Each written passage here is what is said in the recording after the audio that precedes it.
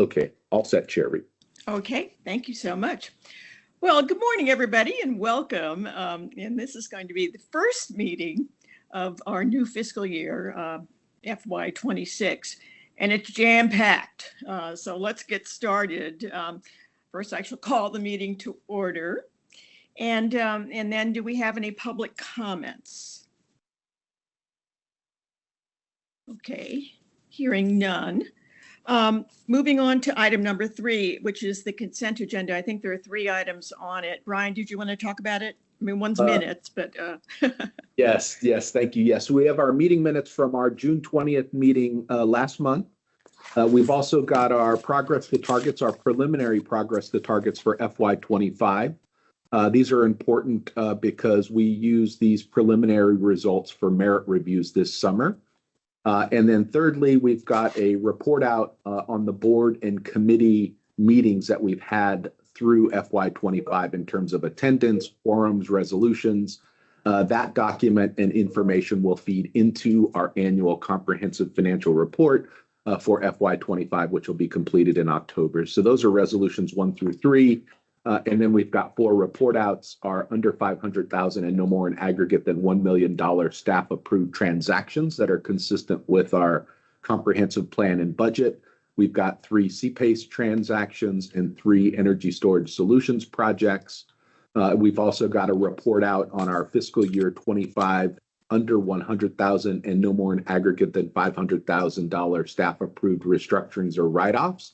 We had 5 SL2 transactions there totaling about $65,000 in write-offs, squirrel damage for the most part. You can read the memo. And then PSAs over $75,000 in FY25. We've made it a best practice just to report out to the board the PSAs that Chair Reed approves per our operating procedures that are over $75,000. And then lastly, we've got an update memo on Solar for All, the greenhouse gas reduction fund that's included in the materials. If we had more time, we would have delved deeper into that, but the memo is really good, so board members might want to check that out. So yeah, we'd ask that the board approve resolutions 1 through 3. Okay, do I hear questions or observations? Do I hear a motion to approve? So moved, John Harity. Thank you, John. Do I hear a second? Seconded, Kim Morris. Thank you, Kim. Okay, all in favor? Aye. Aye. Opposed? Abstaining? All right. Moving on. Item number 4. So this is committee recommendations and updates. Did Eric want to get started with that? Sure thing. Thank you, Madam Chair. So at our last board meeting, Tom Flynn had some questions about the budget that we presented and that the board ultimately approved, but that approval was contingent upon us coming back with this updated view. Tom's questions were with regard to the impact of the Greenhouse Gas Reduction Fund's National Clean Investment Fund grant on our budget. As you may recall, we're forecasting a significant rise in revenue year-on year that's predominantly due to this grant. So he wanted to make sure that, we were still managing our finances responsibly with an eye towards sustainability. So we created this pullout, and thanks to Jane, Dan, and her team for all of that. But you can see here we've separated that out. So in the approved budget, we have $160 million in revenue. And stripping that out, that brings us down to $66 million in revenue. On the expense side, there's only a slight change, which was related to the proposed incentive comp that we would include should we get that NCIF grant. So overall, we're looking at still looking at a margin increase year on year. So an increase to the bottom line of about 4%, going from a 14% margin to an 18% margin. So we are still managing things responsibly, eye towards sustainability. We reviewed this with Tom and received his endorsement earlier in the week. So if there are questions, I'm happy to take those now. Anybody have any questions? I think this was such an important thing to do, to be realistic about our situations and, plans A, plans B, and really sort of understand where we are and how we can deal with the new realities. Do I hear a motion to approve Resolution 4? I'll make a motion to approve. Do I John hear? Harity. Thank you, John. Do I hear a second? This is Dominic. I'll second. Thank you, Dominic. All in favor? Aye. All right. Aye. Opposed? Abstaining? Okay, thank you. Thank you. And now moving on to item 5, a comprehensive plan, recommendations and updates. Brian, did you want to do that? Excellent. Yes, thank you, Chair Reed. As we all know, per our statute, we're required to have a comprehensive plan. In June, the board approved of the comprehensive plan targets and budget, and we just approved an addition to the budget presentation, which is the without the greenhouse gas reduction fund. So thank you for that. So we provided a red line edit to the comprehensive plan in the board materials. In general, basic edits, table of contents, the figures, acronyms, those sorts of things. The heavier lifting was really the introduction.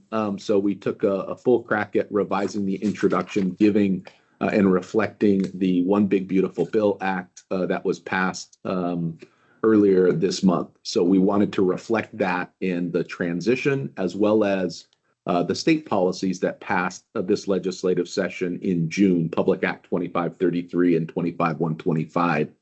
So the introduction reflects both of those federal and state changes, just giving a general tone to our efforts this year. And then we included a few program updates beyond the targets that the board approved. We included electric school buses into the Green Bank Capital Solutions part of the comprehensive plan. We've got several more of those proposals following this one shortly here. And then you'll see great work in the write-up in the waste and recycling section underneath environmental infrastructure as the team pulled together the primer this year and has been delving into and looking at investments. So those are the red line edits, pretty straightforward for the comprehensive plan. We will, in talking to Chair Reed, we are thinking about how to begin planning for our next comprehensive plan in FY27, and we'll be putting some pencil to paper as we think about that timeline. But the recommendation is to approve those red line revisions to the comprehensive plan in the packet. Are there any questions or observations, concerns? Okay. Do I hear a motion to approve Resolution 5?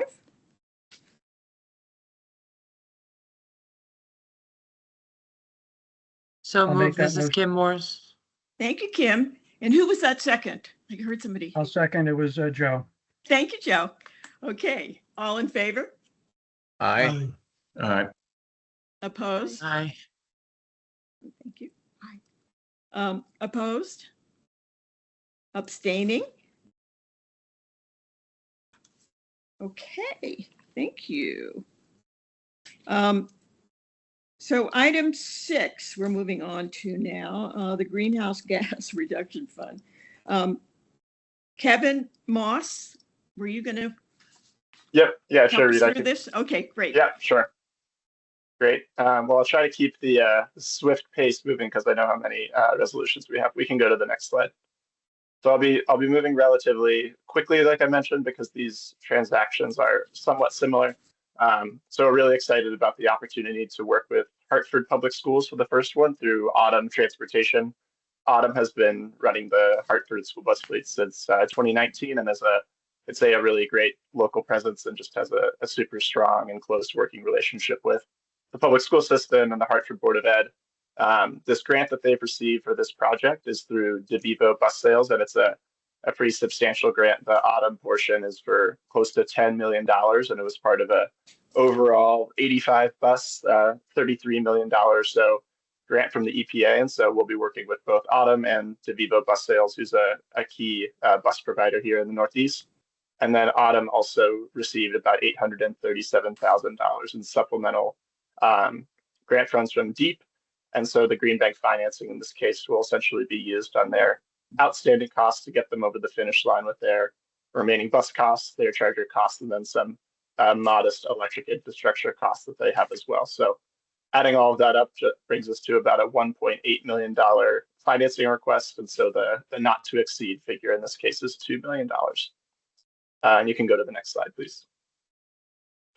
And so we see a really strong public health and community impact opportunity with this investment. So Hartford meets our state environmental justice community criteria for the 2030 electric school bus deployment goals. And then it's also a federal low-income and disadvantaged community for both socioeconomic and air quality factors. One really striking metric that I wrote about in the board memo is the fact that over 3/4 of students in the Hartford public school system qualify for either free or reduced price meals. This is a really key kind of public education metric that the federal government uses to track public school systems across the country. And so this qualifies Hartford as a high poverty public school system. And then in addition to that, about close to 17% of Hartford public school students unfortunately have asthma, which is over 2.5 times the national average.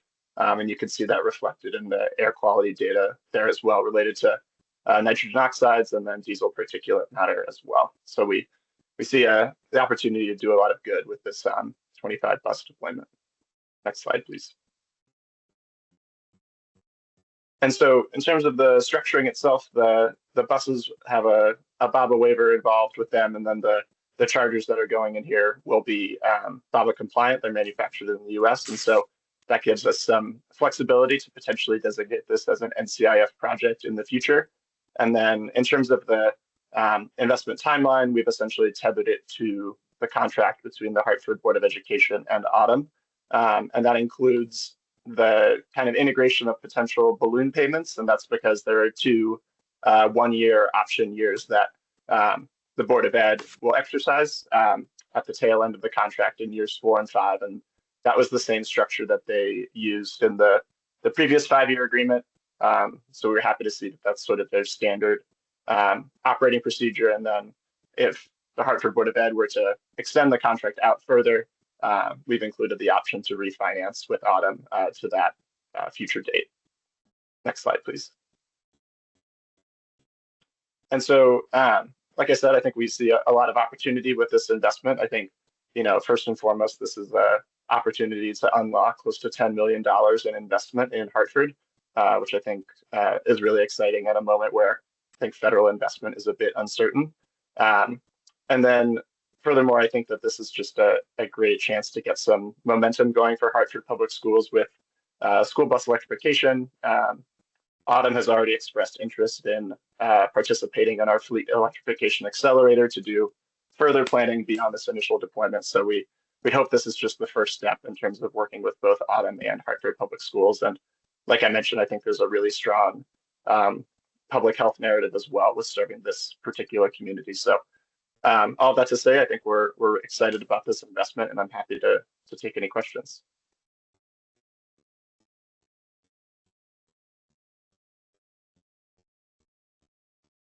No questions? Okay. Perfect.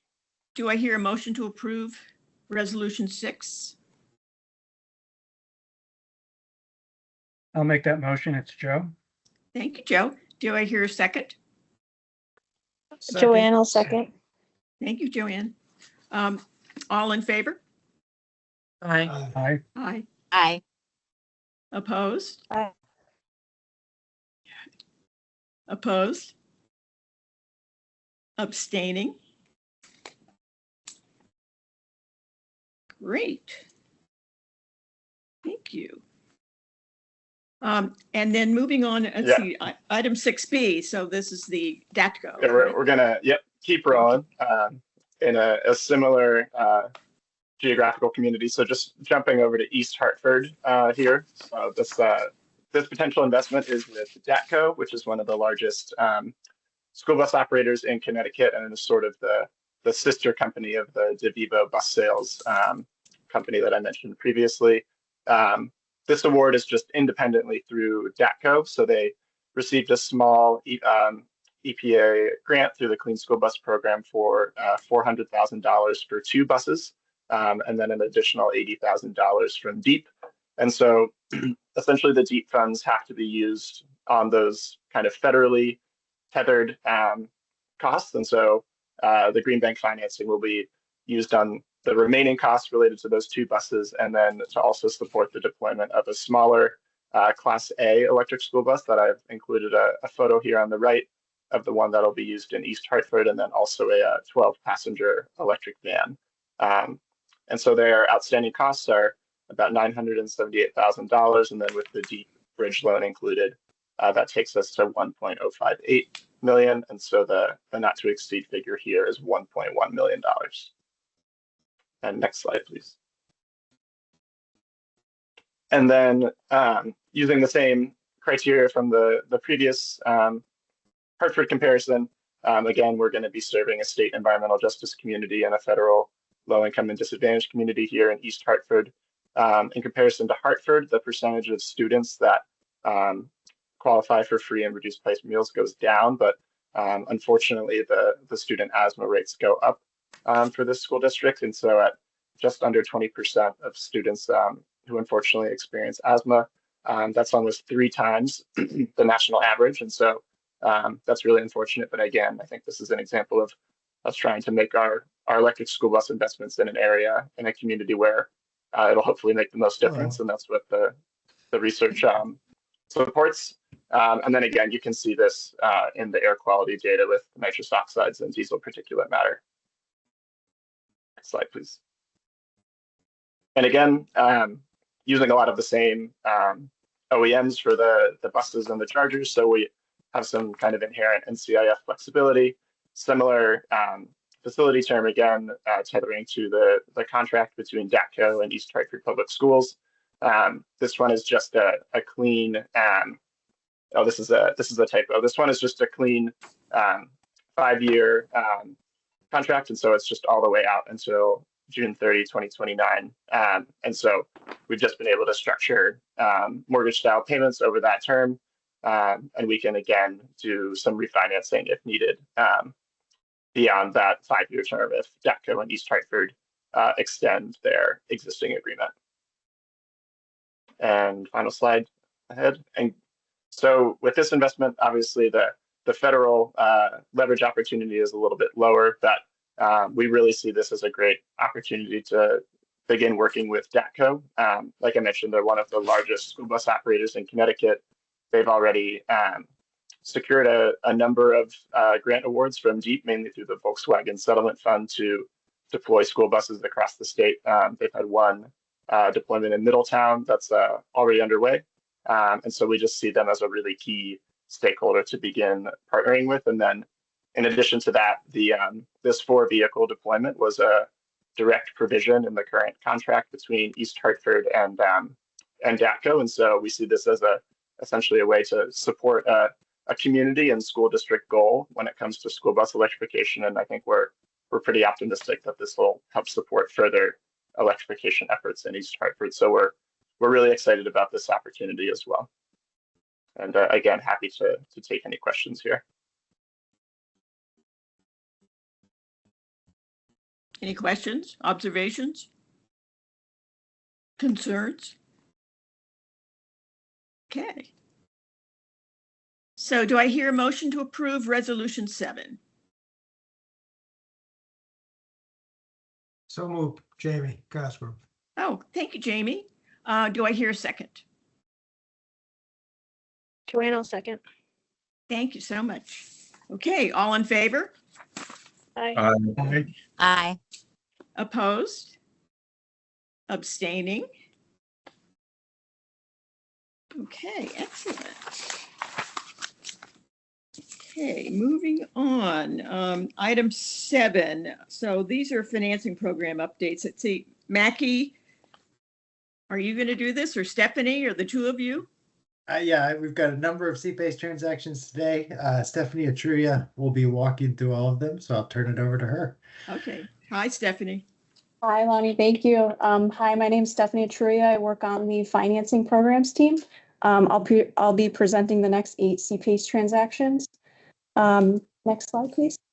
The financing programs team is seeking approval for a CPACE transaction at a 39,000 square foot industrial facility located in Beacon Falls, owned by Turnpike Center LLC. The project consists of a 297 kilowatt rooftop solar installation.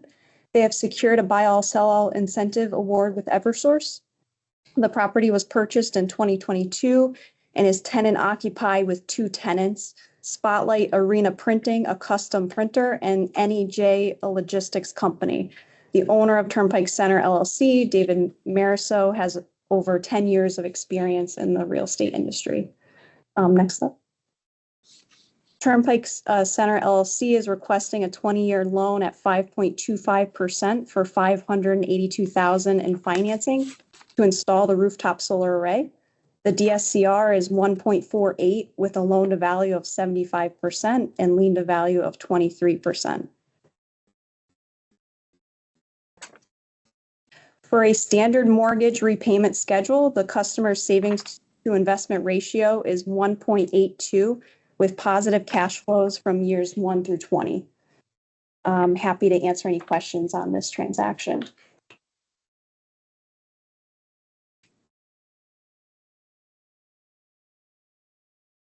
No questions? Okay, so do I hear a motion to approve Resolution 8?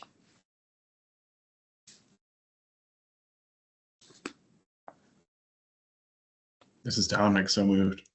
Thank you, Dominic. Do I hear a second? Second, Joe. Thank you, Joe. All in favor? Aye. Aye. Opposed? Abstaining? Okay. Moving on to 7B. All right, the next CPACE transaction is at an industrial facility in Branford owned by Massey Properties LLC. This project will be the second rooftop solar installation on the property on the north roof. This rooftop PV installation will be a 301 kilowatt system installed by US Green Technologies. They have secured a buy all sell all incentive with Eversource. Massey Properties LLC is owned by Robert Massey. Building has a sole tenant, Massey's Plate Glass and Aluminum Company, that shares common ownership with Massey Properties. The company manufactures specialized glass and has been in the business for more than 50 years. Massey Properties LLC is requesting a 20-year loan for $744,000 at 5.25%. Overall, the DSCR is 5.86 and the loan to value is 70.7% and the lien to value is 35%.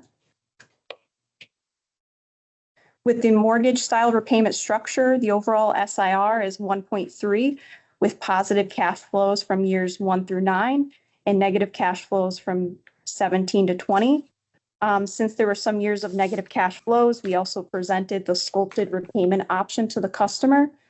With the sculpted option, the cash flows are all positive except for in year 2 when the federal solar tax credit is applied against the loan.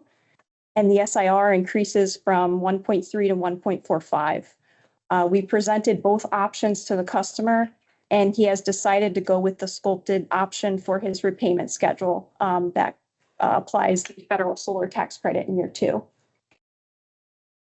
Any questions on this transaction?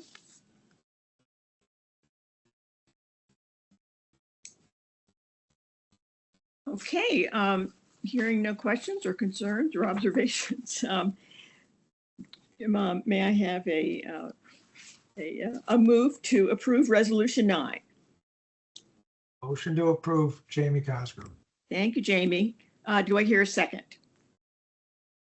Second, John Harity. Thank you, John Harity. All in favor? Aye. Aye. Aye. Opposed? Abstaining? Okay. All And right. then item C. Great. Our next CPACE transaction is another industrial property in Branford located at 732 East Main Street, owned by 732-734 East Main Street LLC. This project consists of a 135 kilowatt rooftop solar installation. They have secured a buy all sell all incentive award with Eversource. The property owner is another entity owned by Robert Massey. It's used as an office space as the headquarters of Massey's Plate, Glass and Aluminum Company. That's also owned by Robert Massey, and it's also used as a warehouse. This customer is requesting a 20-year loan for $459,000 at 5.25%. There's no mortgage on the property. The loan to value and lien to value is 18.2% with a strong DSCR at 3.86. For a standard mortgage repayment schedule, the overall savings to investment ratio is 1.03 with negative cash flows from years 6 through 20. For that reason, we also presented the customer with a sculpted repayment option. For this sculpted repayment option, the SIR increased to 1.12 and has positive cash flows from years 1 through 20. The borrower decided to go with the sculpted repayment option for this one as well. Any questions?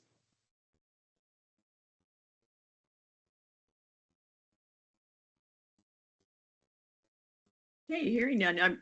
I'm recalling that this company did Foxwoods and Mohegan Sun. They do big projects. So do I hear a motion to approve Resolution 10? Motion to approve, Jamie Cosgrove. Thank you, Jamie. Do I hear a second? Seconded, Kim Morse. Thank you. Okay, all in favor? Aye. Aye. Opposed? Abstaining? Okay. Moving on. Transaction is an industrial building located in Bridgeport at 275th Street. The property is owned by 255th Street LLC. That's owned by West Rock Development. That's a real estate development company. The owner of West Rock Development, Jason Friedland, is also a repeat CPACE customer. This property is currently leased to a sole tenant, US Staging and Rigging, who's been a tenant there for over 20 years. The customer is requesting a 20-year loan for $866,000 in financing at 5.25%. The DSCR is 2.71 and the loan to value is 63.5% and the lien to value is 48.8%. The lien to value is above our guidelines due to using the municipal appraised value in our analysis. However, we are presenting this approval contingent upon the borrower ordering an appraisal to validate the valuation and expected cash flow of the property.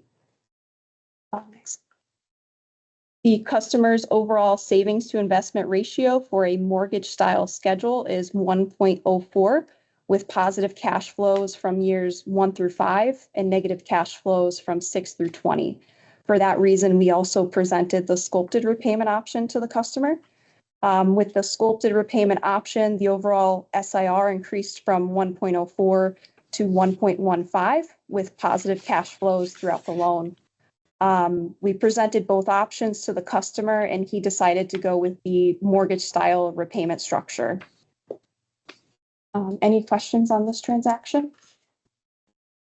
This is John Harity.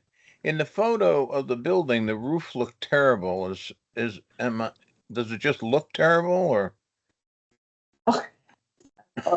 Stephanie, I can respond. It does look terrible. It's partly the photo, but also part of this transaction is the white coating, I believe, is being replaced on this before the solar goes on. Yeah. I'm pretty sure that's accurate. As long as my mic is open, I have to say I was looking at the the open cameras here, and I was wondering who the man in the middle of my screen was, and then I realized it was Mackie.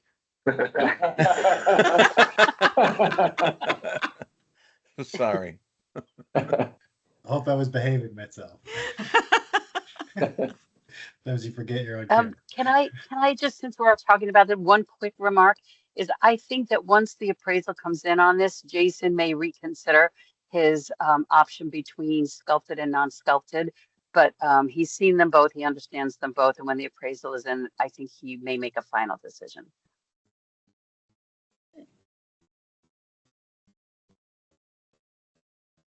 Okay, do I hear a motion to approve resolution 11? So moved, John Harity. Thank you, John. Do I hear a second? Second, Jamie Cosgrove. Thank you, Jamie Cosgrove. All in favor? Aye. Aye. Aye. Opposed? Abstaining? Okay, so now item C. 7C. Oh, yeah. This next one is also an industrial property. This one is owned by Dubaldo Realty 50 Harrison LLC. The owners of the property have a lot of experience owning and operating commercial and residential properties in the Glastonbury and Manchester area. This property is subdivided into 4 units, with 2 units being used by the property owners' operating companies, Dubaldo Electric. It's a commercial electric company, and Silk City Storage, a self-storage company. The 3rd unit is occupied by a tenant, Trix Dynamics LLC. It's a gymnastics center. And the 4th unit will be used for expansion of Silk City Storage.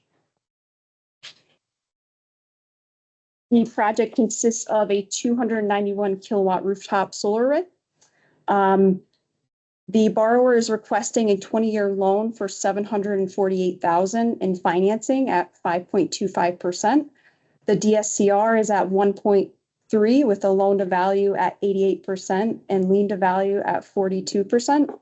These ratios were above our standard underwriting guidelines, but there are a few reasons that our underwriters were comfortable with this transaction. The 2 main reasons being that both operating businesses, Dubaldo Electric and Silk City Storage, will be co-borrowers on the loan, and the buy-all-sell-all tariff revenue is expected to cover 105% of the annual CPACE assessment.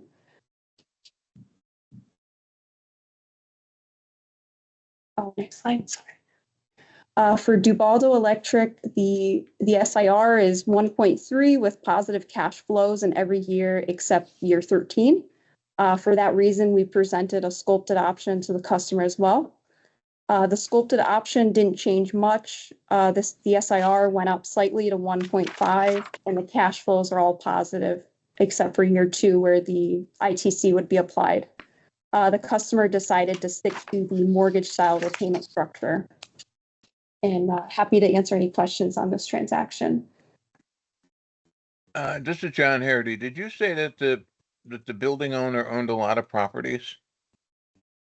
Yes, in the Glastonbury and Manchester area, they operate commercial and residential properties. They have a construction management business as well that manages various properties. So are they looking at doing this on any of their other properties? I believe in the future they were discussing more projects. Yeah, because that would be great. Thanks. Yeah, thank you. Great question.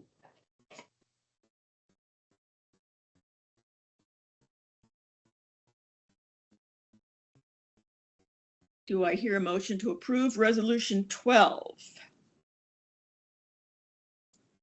So moved, it's Joe. Thank you, Joe. Do I hear a second? Second, Jamie. Thank you, Jamie. All in favor? Aye. Aye. Opposed? Abstaining? Okay, so we're into F. Simsbury. This next CPACE transaction is for a 30,000 square foot church in Simsbury, named the First Church of Christ and Ecclesiastical Society of Simsbury. The current owner has owned the property for more than 3 centuries. It is owner occupied by this single nonprofit organization. It's one of the state's oldest organized churches. This project consists of a 142 kilowatt carport solar installation with US Green Technologies, and the church has secured a netting tariff with Eversource. The borrower has requested a 20-year loan term at 5.25% for $514,000 in financing. The DSCR is at 4.66, with both the loan to value and lien to value at 6.2% since the church has no mortgage. Since this is a nonprofit organization, our underwriters recommended the church to go with a sculpted repayment structure. The SIR is 1.24 with positive cash flows, except for year 2, where the tax credit would be applied against the loan. I'm happy to answer any questions on this one. This is John Hardy. Is this, how large a carport is it? It seems like a lot of money for a carport. Yeah, it's 142 kilowatt carport. Yeah, in talking to the church, based on the orientation of the building, they thought that they would have more space in the parking lot and more sun exposure with doing the carport. So it was sort of their decision to go that way rather than a rooftop solar installation. This is very cool because I know where this church is, and it's like the quintessential New England church, especially in the fall. It looks terrific. So to have a solar installation there is great.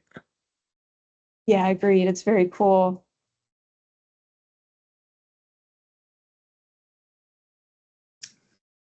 Okay, do I hear a motion to approve Resolution 13?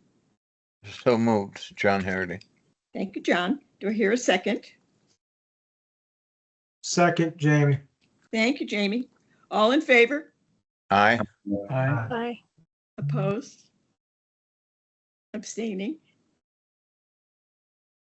Okay, moving on to G, which is a Waterbury project. Right. We are seeking approval for a CPACE transaction at a 36,000 square foot flex industrial property owned by 17 Berkshire Road LLC in Waterbury. The property is currently tenant occupied by JP McGuire Associates, who specializes in disaster cleanup and damage restoration services. They were under common ownership until 2009, when the property owner, Jim McGuire, sold the business to his son. This project consists of a 281 kilowatt rooftop solar PV installation with Verigy. The borrower has secured a buy-all tariff with Eversource. This borrower has requested a 25-year loan at 5.45% for $675,000. The DSCR is 1.65 with loan to value at 44.9% and lien to value at 23.9%.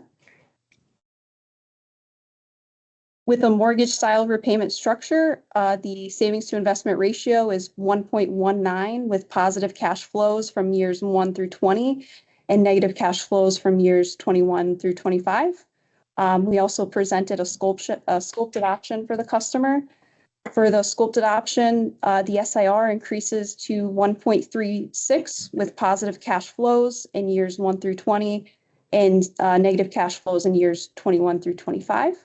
And the customer is still deciding which repayment option he would like to go with. And he's still considering a 20-year loan, but we are presenting at 25 today. Any questions on this transaction? It's Joe. I have just a question. What does this chart show the loan balance in year 20? Let's see. I do have a P&I I could share. This just shows the payments from years 1 through 25, and then it shows the cash flows during that time frame. I don't see the loan balances on here, but I could share a P&I with everyone for review.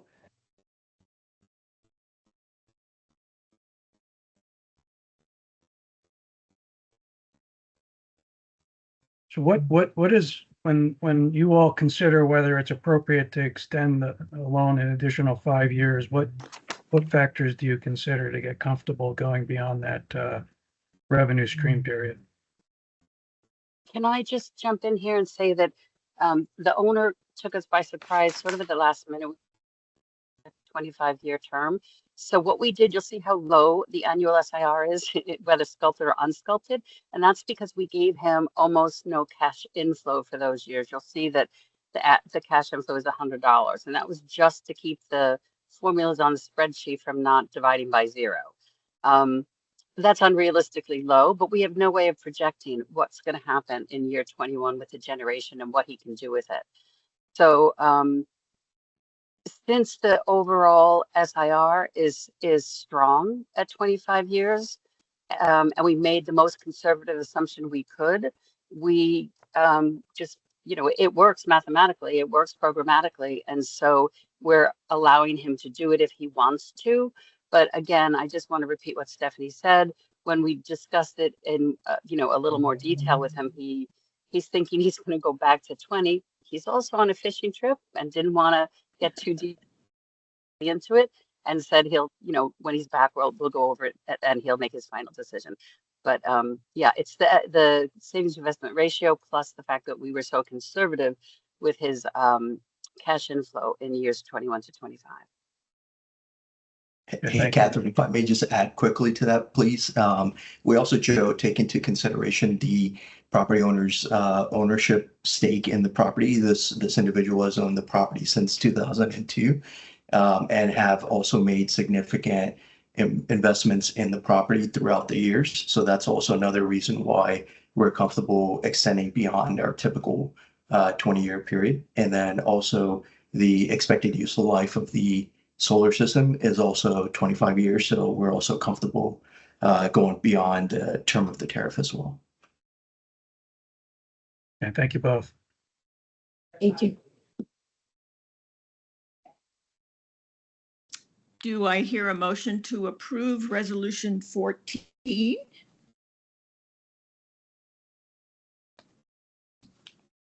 So moved. It's Joe. Thank you, Joe. Do I hear a second? Second, John Harity. Thank you, John Harity. All in favor? Aye. Aye. Opposed? Abstaining? Okay, thank you. And that gets us, I think it's to our last item of 7. H is East Hartford. Yep. Our final resolution is for a payment restructure for one of our current CPACE borrowers, 580 Tolland Street LLC in East Hartford. It's an office building that was approved for $491,000 for financing in April 2023 for a 223 kilowatt rooftop solar installation. The construction is complete and the borrower started repayment in January and made an on-time payment in January. Not long after the customer began repayment, they experienced an equipment failure with one of the inverters that impacted the borrower's solar production.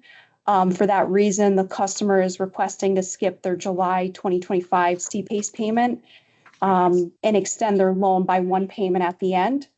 This would extend their loan from a 20-year loan to a 20.5-year loan. This will allow the borrower to accumulate solar savings over the next few months.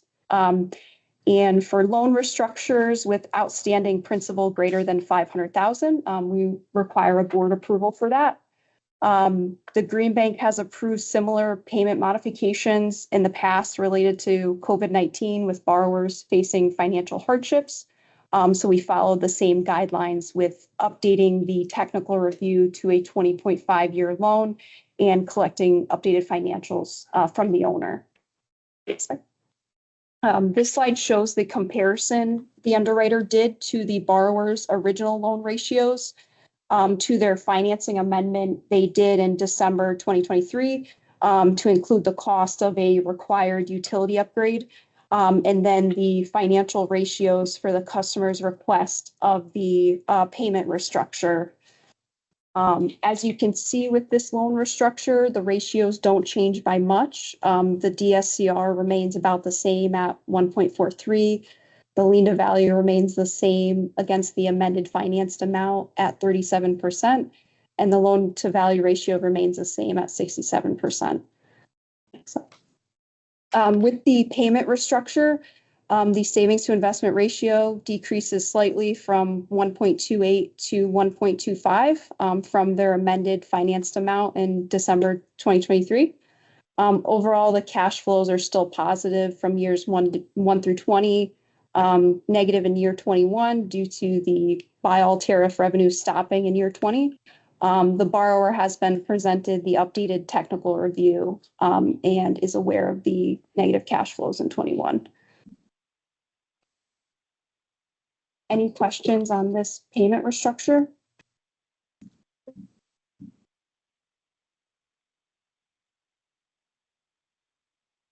Do I hear a motion to approve resolution 15?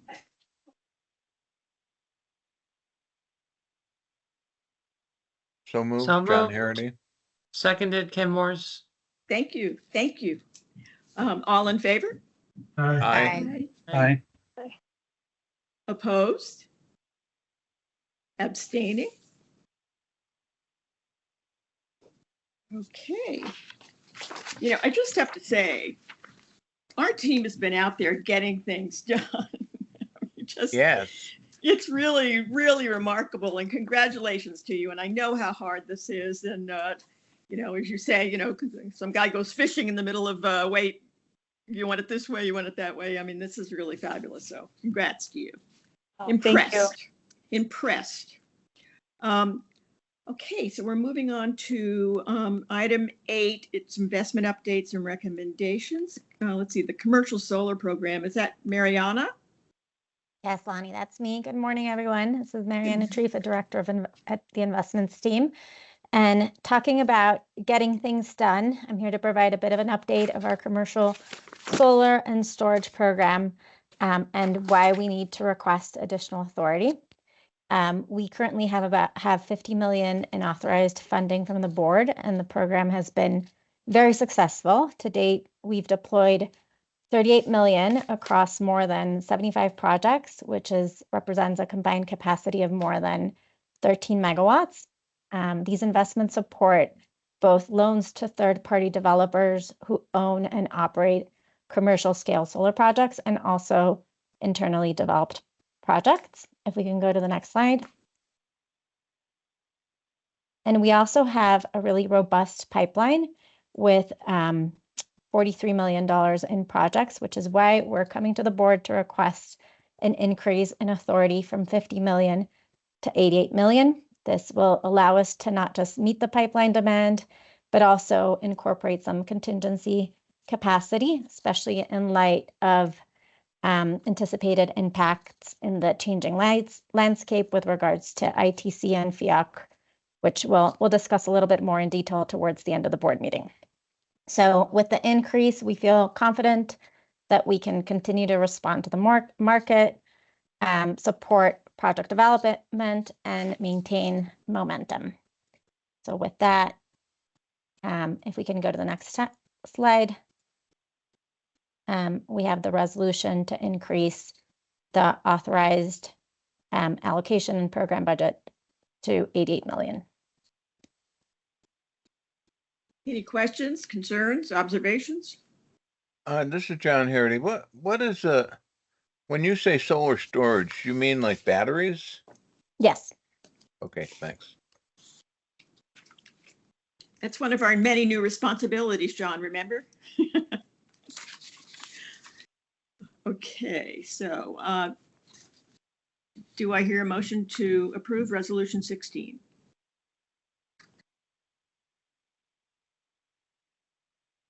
So moved, James.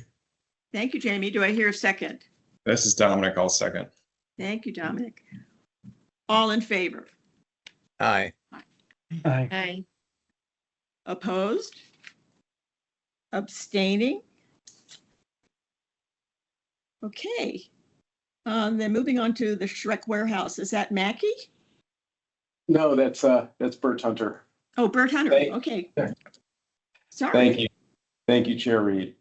This is a straightforward extension of our existing line of credit that we have with Liberty Bank and Webster Bank. If you could just flip to the next slide, please. It's been in place since 2018. We put this in place originally when we had to, this was prior to our initial issuance of securitized bonds, securitized Shrek revenue streams to issued bonds in the ABS market. So we did that successfully. It was really an innovative structure that we developed with Liberty and Webster. And so now what we've done is we've kept this facility open for cash management, liquidity purposes. We haven't actually needed to borrow under this facility in a number of years, but we just keep it around for those purposes. The facility expires actually today. We've received momentarily the documentation to extend that for 4 months. It says 3 to 4 months up here. I think we haven't actually heard from one of the lenders that it was going between 3 and 4, but it'll be at least until the end of October, perhaps until November. This should be a moot point because the security for this line of credit is actually the same security that is being used for our Green Liberty bonds.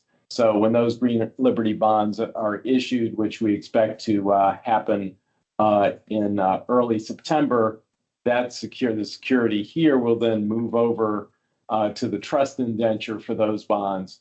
And so in this facility will end at that point. We may replace it with another facility secured by other Green Bank assets, but at the present time, that this facility, or at that time in September, this facility would then cease. But we're renewing it for 3 to 4 months just in case there should be any upset. Excuse me, in the capital markets. We don't anticipate any, but just in the abundance of caution. So the particulars are the rates, the interest rate, the upfront, the interest rate and the unused fee are the same as before, as was written in the documentation. For the record, it's the SOFR rate plus 2.4%, which in today's market is about 6 3/4%. The fee for the entire year last year was $75,000. So this being about a third of that, we agreed with the bank on a fee of $25,000. That's pretty much it. Straightforward renewal. We'll put it in place today, pending approval from the board during this meeting. Thank you. Back to you, Chair Reed. Thank you, Bert. Any questions, observations, concerns? Do I hear a motion to approve Resolution 17? I'll make that motion. It's Joe. Thank you, Joe. Do I hear a second? Second, Jamie. Thank you, Jamie. All in favor? Aye. Aye. Opposed? Abstaining? Okay. Chair Reed, Yes. before we go to the next item and related to the Shrek bonds that I just mentioned, we are in the process of going through all the necessary steps required to issue those bonds. Part of that will be this board signing off on a determination of self-sufficiency for the Special Capital Reserve Fund. We're having a meeting with the Treasurer's Office and OPM this coming Tuesday, the 29th. And from that, we expect to be able to firm up all of the documentation related to the bond issuance. Bond counsel and underwriter counsel are making great progress there. but we will need to have a special meeting of the board to confirm the determination of self-sufficiency for the SCARF, as well as to approve in substantially confirmed form the bond documents that will go out to market. So we're looking at a date sometime the week of the 18th. We were thinking either it could be any day that week, but we're thinking the 19th, 20th, or 21st. And since we have a number of directors on the line today, we were hoping to get some guidance as to what day of the week might be preferred. This would be a 1 hour meeting. It could be at 9 o'clock, it could be at 2 o'clock. It literally could be at any time of the day. We wouldn't expect it to be longer than an hour. So I'm not sure how we can, if folks might be able to check their calendars and for a 9 o'clock on the 19th, 20th, or 21st. Why don't we start with that maybe and see. Yeah, maybe what we can do is have folks chat through their availability on the 19th, 20th, and 21st. So just use the chat function and we'll monitor that, and then we'll see what we can build from there. Splendid idea. I'm sorry, this is August? Yes, that's August 19th, 20th, 21st. Yep. Okay. I'm glad you asked that. I was like, wait a minute, is that September or August? So, okay, Yeah. good. Thank you. Okay, and so we can move on to 8C, which will be the ESS facility renewal. And Larry Campana is going to handle that first, Chair Reed. Thank you, Larry. Hello. Hello. Thank you, Bert, and thank you, Chair Reed. We are requesting a 1-year extension to the working capital line that we have in place with Posigen for battery storage. In April of 2022, we originally requested from the board, and the board approved a $2 million working capital line and a $6 million term loan. That term loan was decreased to $1 million, but it had a link to the tax equity bridge. So at its highest point, we had $14 million of exposure with the working capital line, the term loan, and also the tax equity bridge. The tax equity bridge was paid off. So it was $6 million that came back to the Green Bank. And in July of 2024, the board approved a 1-year working capital line reduction. So there's been, a 1-year extension. So there's been a lot of activity on this, but as we sit here today, there is a $2 million working capital line with $2 million drawn, and there is a $3 million term loan with $0 drawn, and there's a $3 million cap on the entire facility. You can go to the next slide, please. There are 134 installed ESS batteries that have been able to be installed in residential homes throughout Connecticut. And this just shows the goal of our partnership with Posigen in particular is to focus on low-income communities. The low-income communities on this map are the regions shaded in red.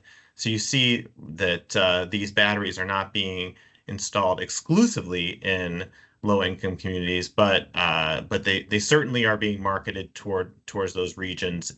In particular, 67% of the installed batteries are in low-income communities, which aligns well with our goal and strategy. And then you can go to the next slide as well. This just illustrates how we will, a hypothetical scenario over the course of the next year, if this extension is approved, because of the $3 million cap, as these 134 batteries come online, and then there's additional batteries that are ready to be installed, it won't be 2 plus 3. It won't be the $2 million working capital line plus $3 million. It's a total cap of $3 million.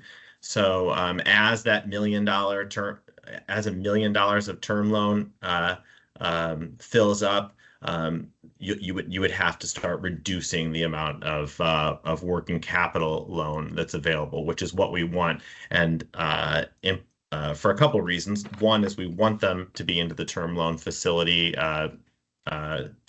they're able to be gaining revenue from the guaranteed payment plan with the equipment manufacturer, but also for the Green Bank, it's a higher interest rate. So you can see it at the bottom. It highlights that the maximum that we could receive in interest for the working capital line is $40,000 a year, but the maximum we can receive on the term loan is $129,000. So this is just one additional year so that we're able to get these batteries and some additional batteries over to the term loan. It's a maximum of $3 million for both facilities combined. And I'd ask for you to approve this 1 year extension. And if you could just go to the resolution slide, and you can ask any questions if I can help clarify any part of this extension. Did anybody have any questions? Okay, do I hear a motion to approve Resolution 18? So moved. John Harity. Thank you, John. Do I hear a second? Second, Jamie. So that was Jamie? Okay, all in favor? Aye. Aye. Opposed? Abstaining? Okay, thank you. All right, we're moving to item 8D, the Posigen modification. Bert, you wanted to talk about that? Yes, this is gonna be a team effort. It's going to be actually starting with our CEO, Brian Garcia, and then Mariana, Larry, and myself will do the bulk of the presentation after that. Okay, Brian. Excellent. So continuing on, following Larry's comments there, thank you for the support on that prior investment. So from time to time, Susan Young, who is two people to my right there, will send me an email, call me up, Brian, we're holding an event, and I immediately change my calendar, everything to be at these events because there's so much spirit in the air in terms of how all these families are being impacted by solar and increasingly storage that I jump at the chance. So we had an opportunity last night to meet in the Blue Hills area of Hartford to celebrate 3 installations. One, Dr. Reed, who's there on my left, she teaches public health at St. Joseph's. This was her home. So she was eagerly talking about the savings and ironically like the buy all, sell all tariff in the residential context. For those of you who know, that's somewhat unique. Then to my immediate right there in the orange dress is Yahira. I want to come back to her because she's a special story. And then further to Yahira's right is Priscilla. And you can see her proudly holding her sign of savings that she has received since she installed her system back in 2018. She saved over $4,000 as a result of the Posigen system going onto her home. She's super proud. She talks about how she's spending her savings and how it's helping her manage her energy bills. Yahira, to my right, is really, really an important example of our energy storage solutions program.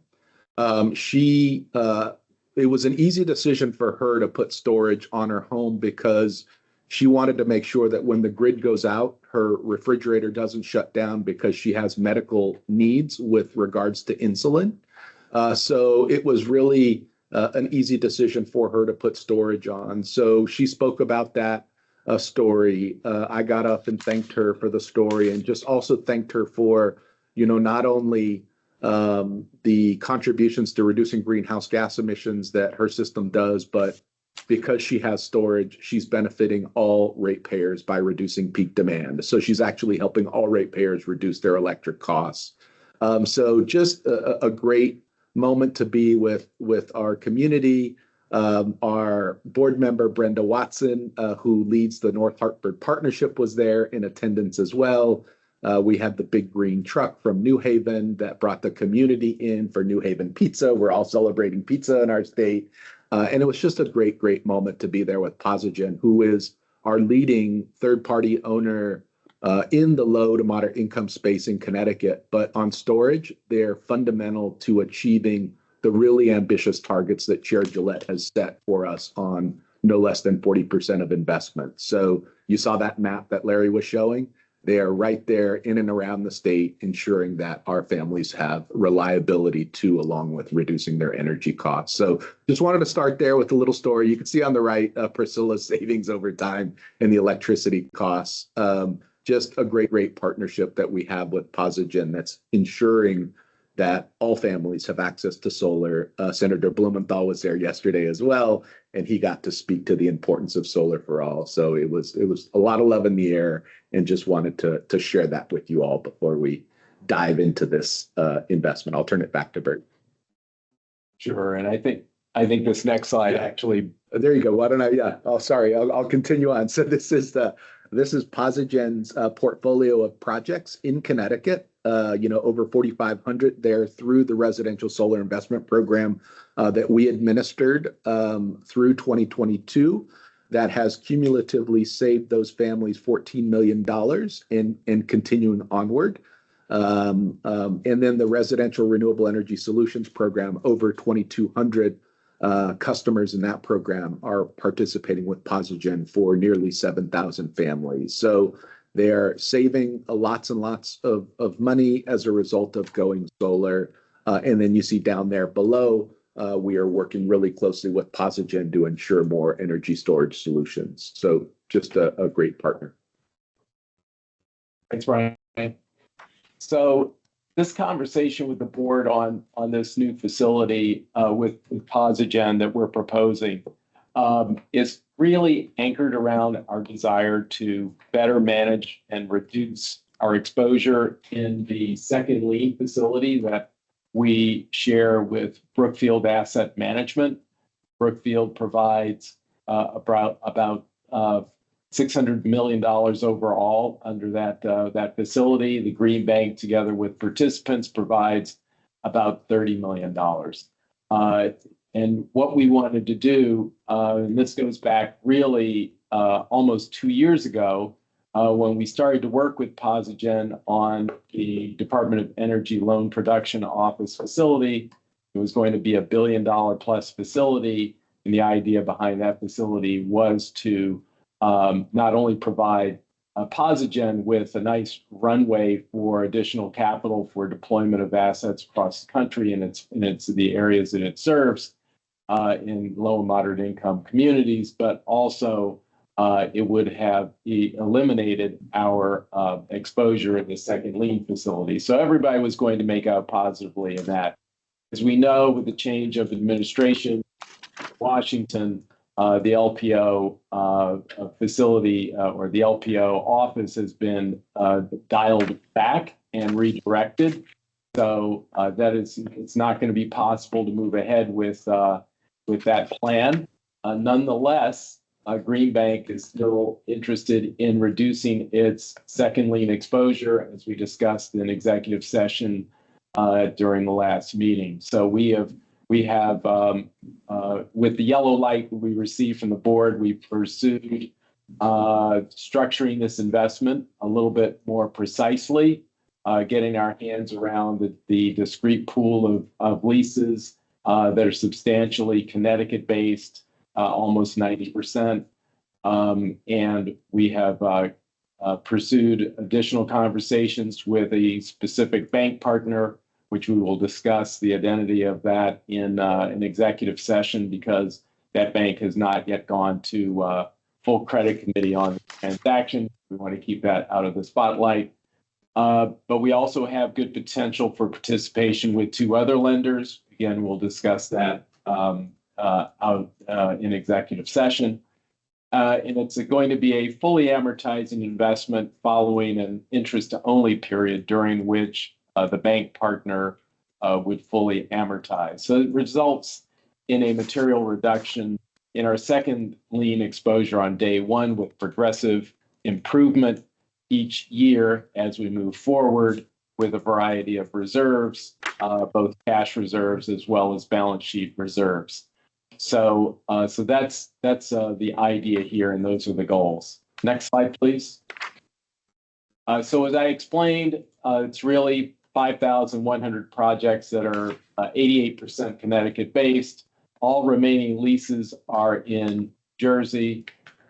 Determining that borrowing base on a PV7 basis, meaning discounting the lease streams at 7%, yields a borrowing base of $40 million.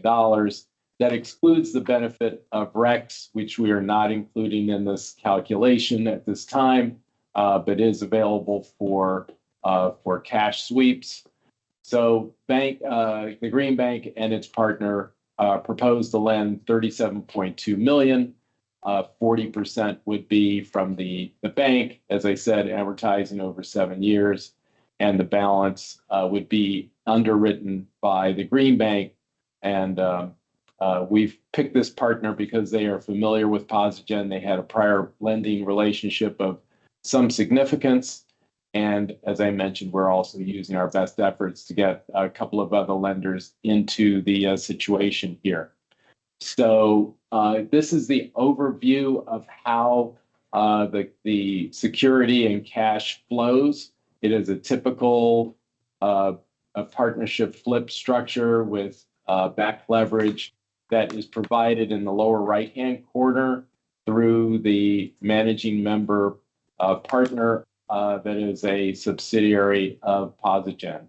This is a bankruptcy remote structure so that the cash flows would continue to flow even in the event of a bankruptcy event. So let's go to the next slide, please. And that means we're ready now for executive session.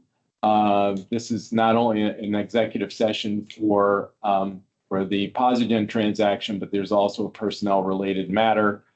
So we're going to go and exit into executive session for one time so we don't have to go in and out. Excellent. So we will make a resolution to go into executive session for trade secrets and commercial information given in confidence and personnel related matters. And then I would ask that Brian, Bert, Eric, I think Mariana, Larry, join us in executive session for that. And then I will, once we make the resolution, Madam Chair, and approve it, I will then stop the camera. We'll monitor attendance. Once we're set on attendance, we'll go into that executive session. Dan's going to join us as well. Great. Dan will join us as well. Yeah, and Joe. Yeah. Anybody else? Okay, we're ready. Is there a motion to go into A executive session? motion to, do I hear a motion to go into executive session? And I'll send out an email to those that are dropping off that would like to rejoin, letting you know that when we have come out of executive session. I make the motion that we go into executive session, John Harity. Thank you, John Harity. Do I hear a second? Joanne, I'll second. Thank you. It's Joanna? Oh, good. Okay. All in favor? Aye. Opposed? Abstaining? All right, into executive session we go.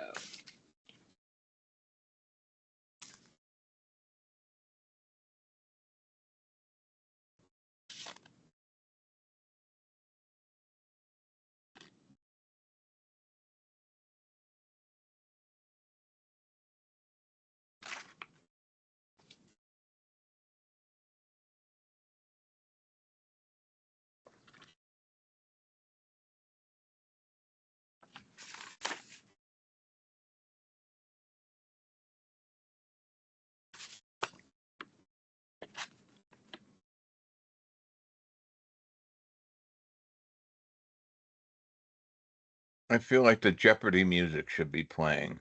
I'm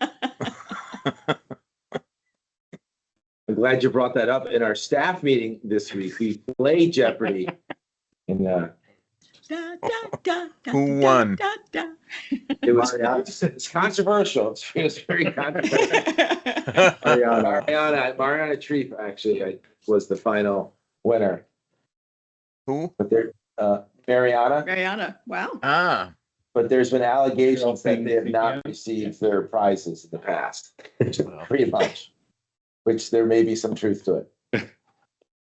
Okay, so we have sent notices to others to join several minutes ago. Why don't we come back and we're coming back to full session, and I'll turn it back to you, Chair Reed, on Resolution 19.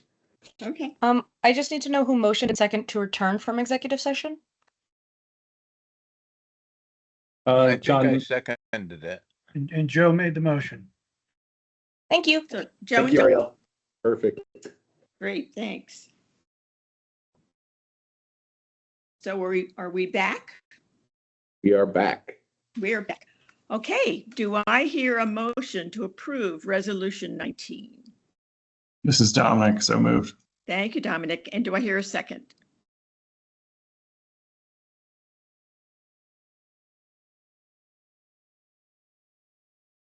Do I hear a second? Second, Jamie. Thank you, Jamie. All in favor? Aye. Aye. Opposed? Abstaining? Okay. And now we have a new Resolution 20 regarding a personnel matter.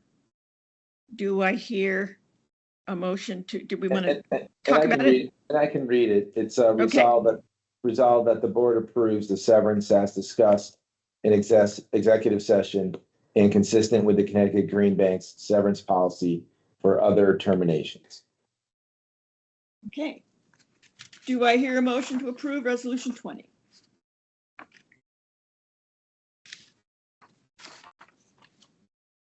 I'll make the motion to approve Resolution 20. It's Joe. Thank you, Joe. Do I hear a second? Second, Jamie. Thank you, Jamie. Okay, all in favor? Aye. Aye. Opposed? Thank you. Opposed? Abstaining? Okay, so we're now moving on to item 9, and I see the A component is gone from That's right, Item Chair 9. Reed. So we are 9B. these two transactions were canceled. The staff can review and approve them per our approval process. So they will be doing that. So we are going to move to 9B as you suggested. All right, Barbara Okay. Waters. Hey there. My name is Barbara Waters. I'm the director of the Smarty Loan Program, and I'll be presenting the IRB for battery storage proposal.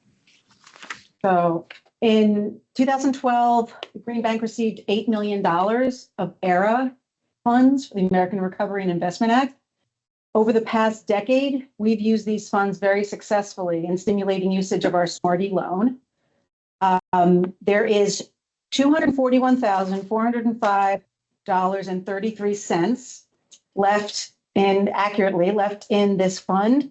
We propose that we use it for a interest rate buy down or IRB promotion on battery storage. So this is a marketing tool that we offer to participating lenders where we pay them a portion of the interest on loans for a limited time, and in this case, until the funds run out. There are the reasons why that we want to support battery storage is really maximize the benefits a homeowner can receive through the Green Bank when they get a Smarty loan in conjunction with participation in the Energy Storage Solutions Program.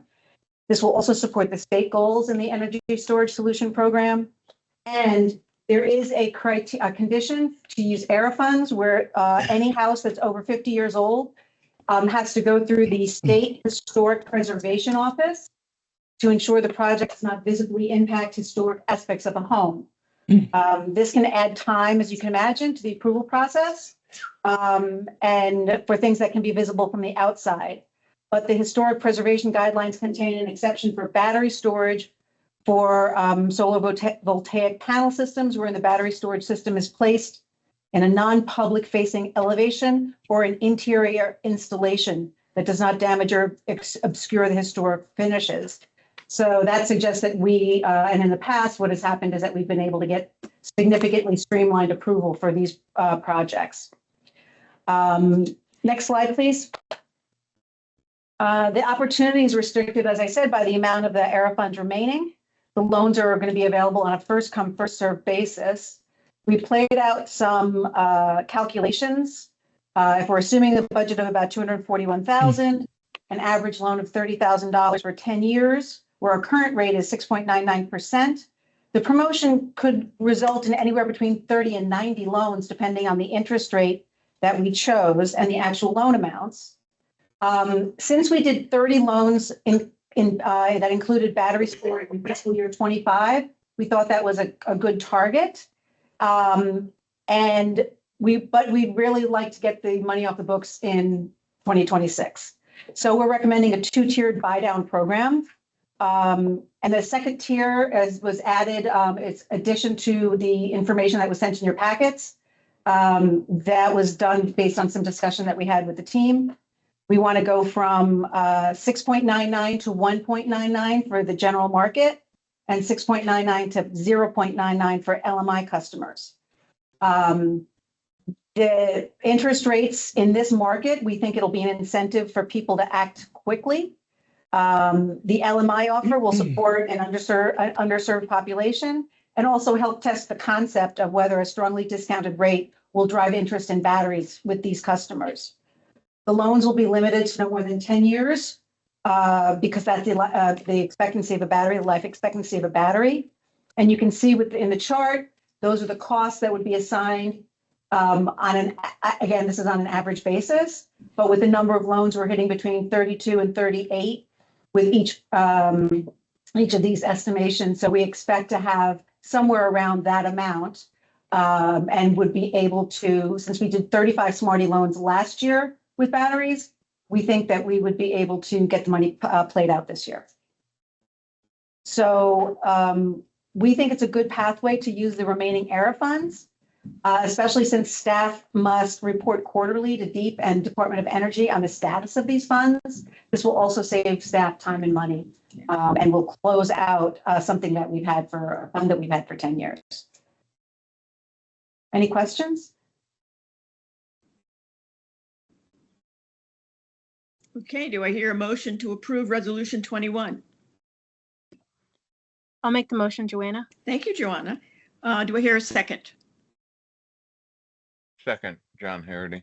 Thank you, John. All in favor? Aye. Aye. Opposed?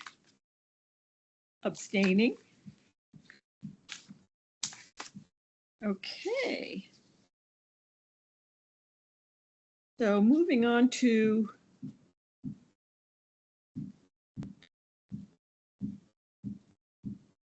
other business.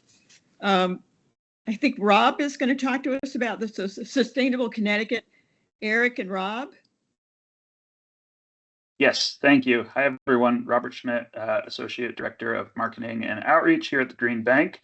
Wanted to give an update on our Sustainable CT partnership and also looking to this coming year, our new grant agreement with Sustainable CT. So just as a reminder for everyone, Sustainable CT is a really important partner for us here at the Green Bank in reaching community and municipalities. They are built around community level engagement, especially focused on underserved communities, but really reaching all 169 of our municipalities, which we know is something we need support on just because of the scale and the number of partners we have out there. They are integral to helping us drive investment in our programs and our products, and really on delivering on the vision of strategic and community outreach and engagement that we've captured in the comprehensive plan for several years now. 138 of the towns in Connecticut are participating. We've now got 17 that are what we call climate leaders, and 19 of the 25 DECD designated distressed municipalities are part of the Sustainable CT program. There's 13 areas through that program, which is a certification program for towns that include Green Bank programs. And we've seen Sustainable CT over the years raise over $2.5 million through their community match fund from 25,800 individuals. And that's been matched by over $2 million from various sponsors, including the Green Bank. This past year, we've partnered with them to promote the Solar Map Plus program, the Fleet Electrification Accelerator for our school bus electrification, the CPACE program. We've worked with them to host a series of workshops that are building a pipeline of leads that our outreach team is working with, and also to incorporate Green Bank programs and updates through their regular communications, their webinars, their newsletters, et cetera. This past year, we supported them with $200,000 in funding, which went to the community match funds, $30,000, $50,000 to a year-long sustainable CT fellow who's really been very helpful this past year in helping us to reach communities. $30,000 for the summer fellows, and you can see the 2025 fellows who were at the office this past Monday to meet Brian and other members of the team, and $90,000 for general organizational support. You can advance to the next slide. So because of Sustainable CT's special capabilities and this unique program that they've designed, the unique qualities of the program and the ability to increase awareness amongst our municipal partners, and because of how important community outreach and engagement is to our comprehensive plan, this is a really important partnership for us here at the Green Bank, and part of why we recommend a strategic selection of Sustainable CT to support ongoing grant activity with them, and encourage participation from towns and cities in our program. And that brings us to our resolution here. Do we still have a quorum? Just double checking. We do. We're right at 7. Okay. Do I hear a motion to approve Resolution 22?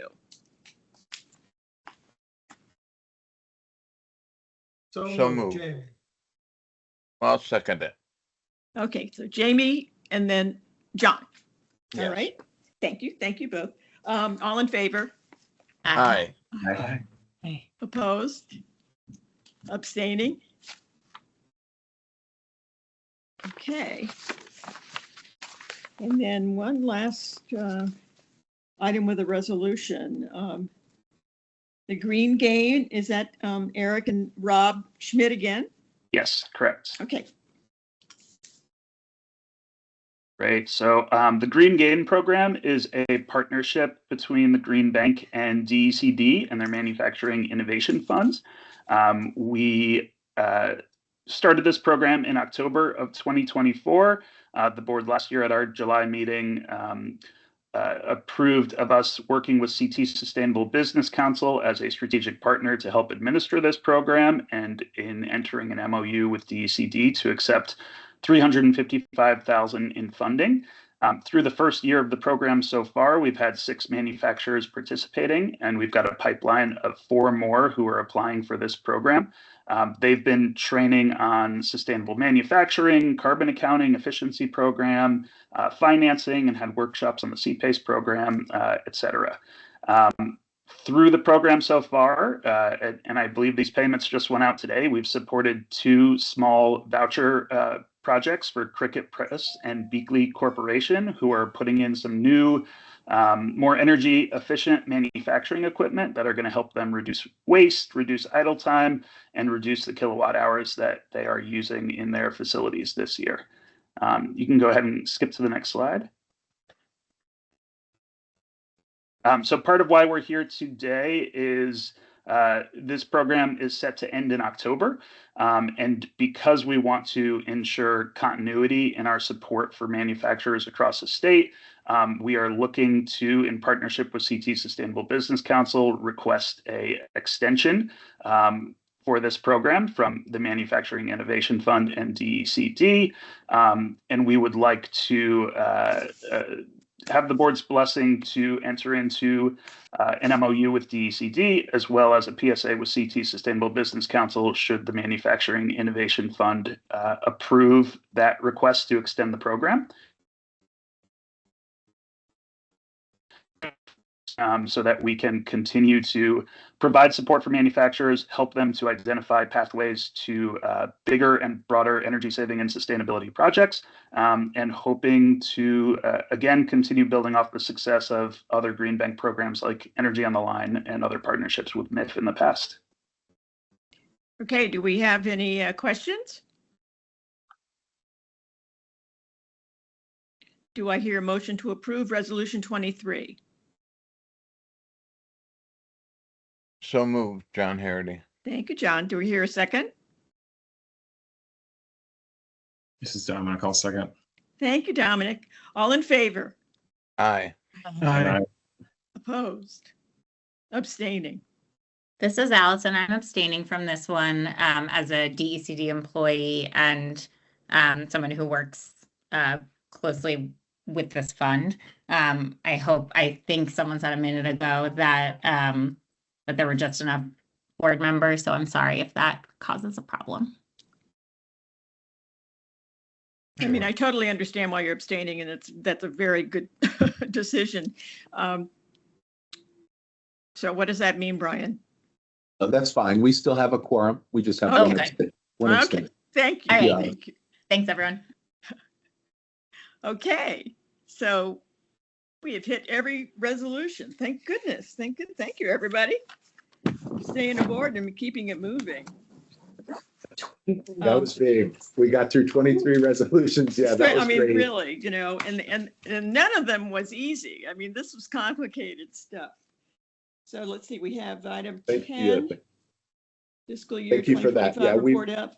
We've got a few report outs now. We're going to have the team report out on progress to targets for financing, incentive, and environmental infrastructure programs.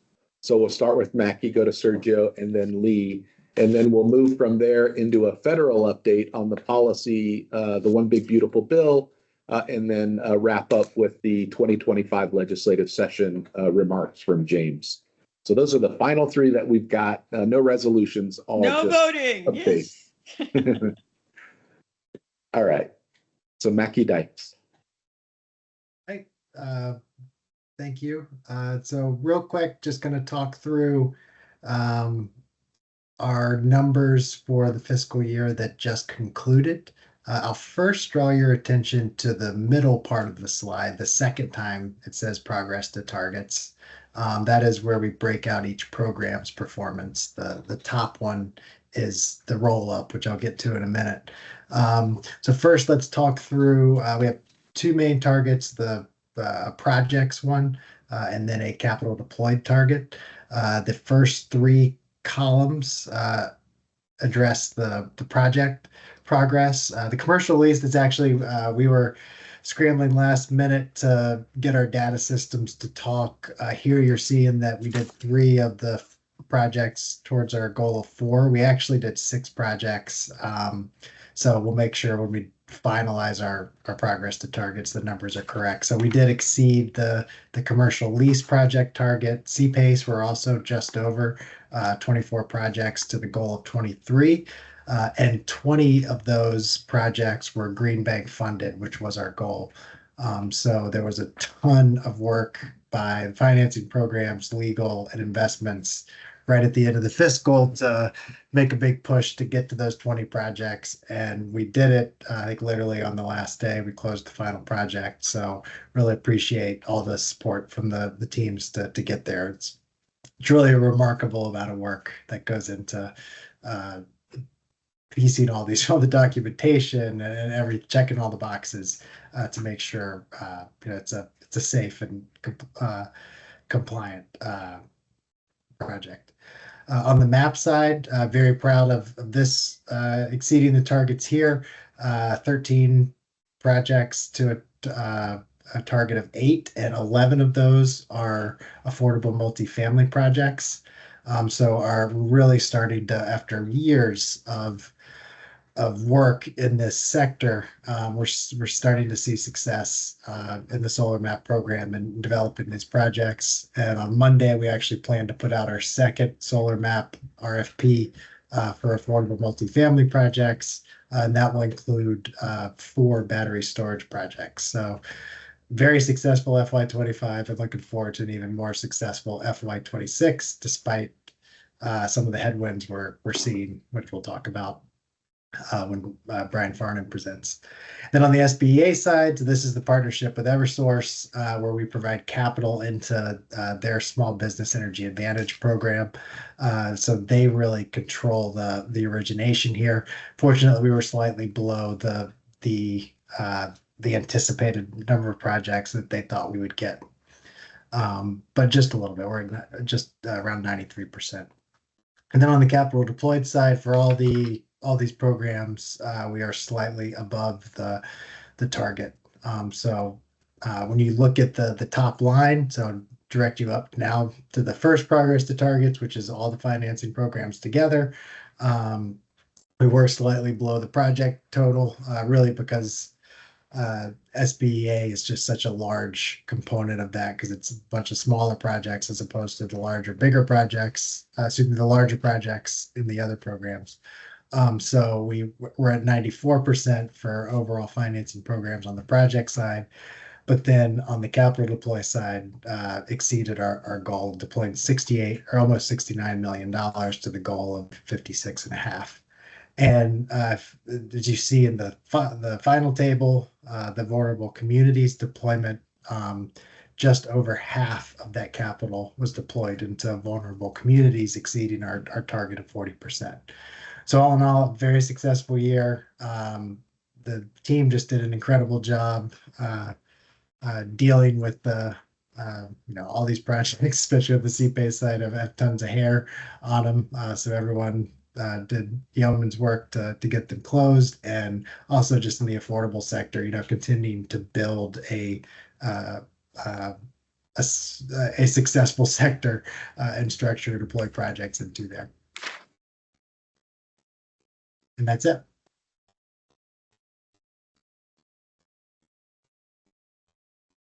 Okay.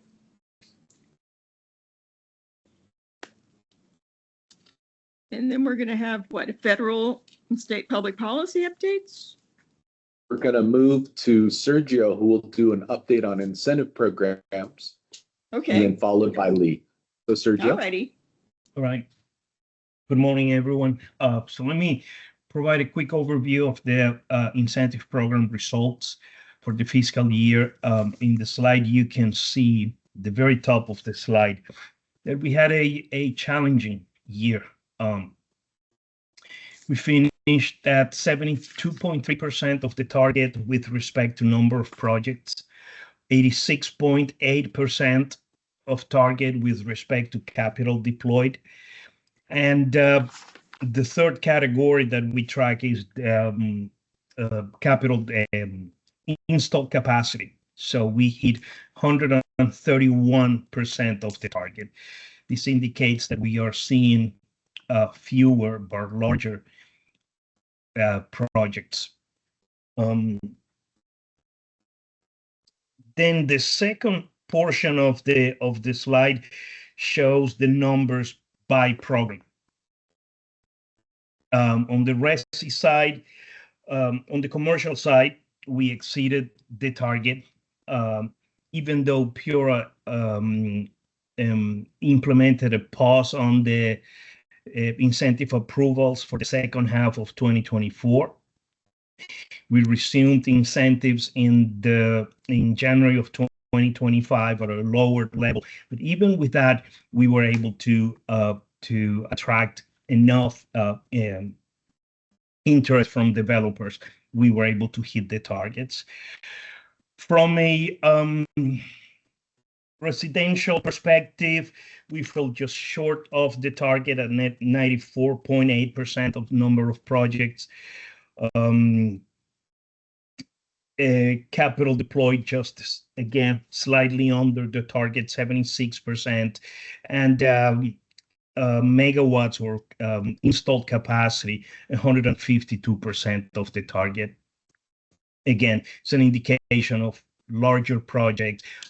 We noticed that homeowners are they're not installing one battery to keep their refrigerators running, right, and a few circuits in the house. No, they're installing whole home systems installing 2, 3, 4 batteries to keep running their entire homes, AC units, washer, dryer, etc. And these obviously can double, triple the cost of the projects. On a Smarty, we fell short, 62% of the target. In the second half, Sergio, Corbin, I'll jump in. Just yes, on Smarty, yeah, Yes. we fell short of the target there. In terms of number of projects and capital deployment, we did have a very good year solar wise. We saw a bit of a slowdown starting in January. We lost one of our largest lenders in the program, Capital for Change, last year, and so that caused some issues in terms of working with contractors, making sure that we had enough other lenders that were working with contractors to get projects done. I think we did a good job of coming through that. But overall, there was a slowdown. A lot of that was due to costs and just overall macroeconomic conditions. We also set our target about 20% higher than where we had previously. So there's a bit of a stretch we knew going in, but just to give you guys a perspective, HVAC usually the year before comprised about 69% of our projects. This year was 53%. And it was about almost half of the projects that we've had in the past. And we talked to contractors and they were all saying the same thing. The equipment has gotten very expensive. It's very expensive. A lot of people are going to heat pumps. Heat pumps are expensive to run with electricity because our rates are high. So they were kind of as lost as we were in terms of those numbers. And since our main driver of these projects is the contractors, coming to the market, it makes there's very little that we can do.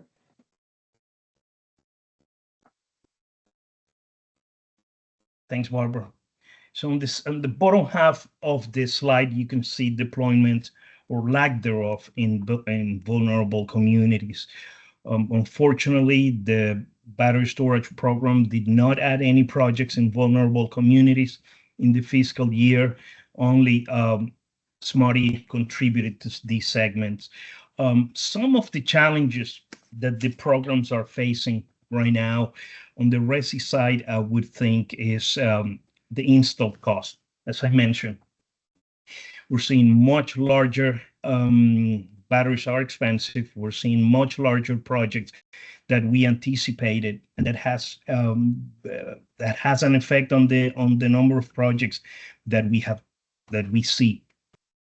On the commercial side, there is no doubt that the biggest challenge is the interconnection queue with the utilities and the ISO New England. Many things can happen when projects sit there in the queue for months, if not years. Generally, customers lose interest. Inflation raises the cost of the projects. Once the interconnection studies are completed, then there are system upgrades, and the system upgrade costs that have to be paid by the project owners can be prohibitive at times. So all these can make projects uneconomical, and then the projects start dropping, right? To date, we have experienced roughly 40% attrition rate in commercial projects. I believe there is a direct consequence of the long interconnection queues. Fiscal year 26 is not going to be easy either, right? With the implementation of the One Big Beautiful Bill Act. And I think Farnham and James are going to cover these in detail later on. But on the resi side, the taxes, the ITC, the investment tax credit, it goes away at the end of this year. So we would expect an uptick in applications from now until December, and then comes January, we expect the industry just fall off a cliff, unfortunately, for homeowner-owned systems.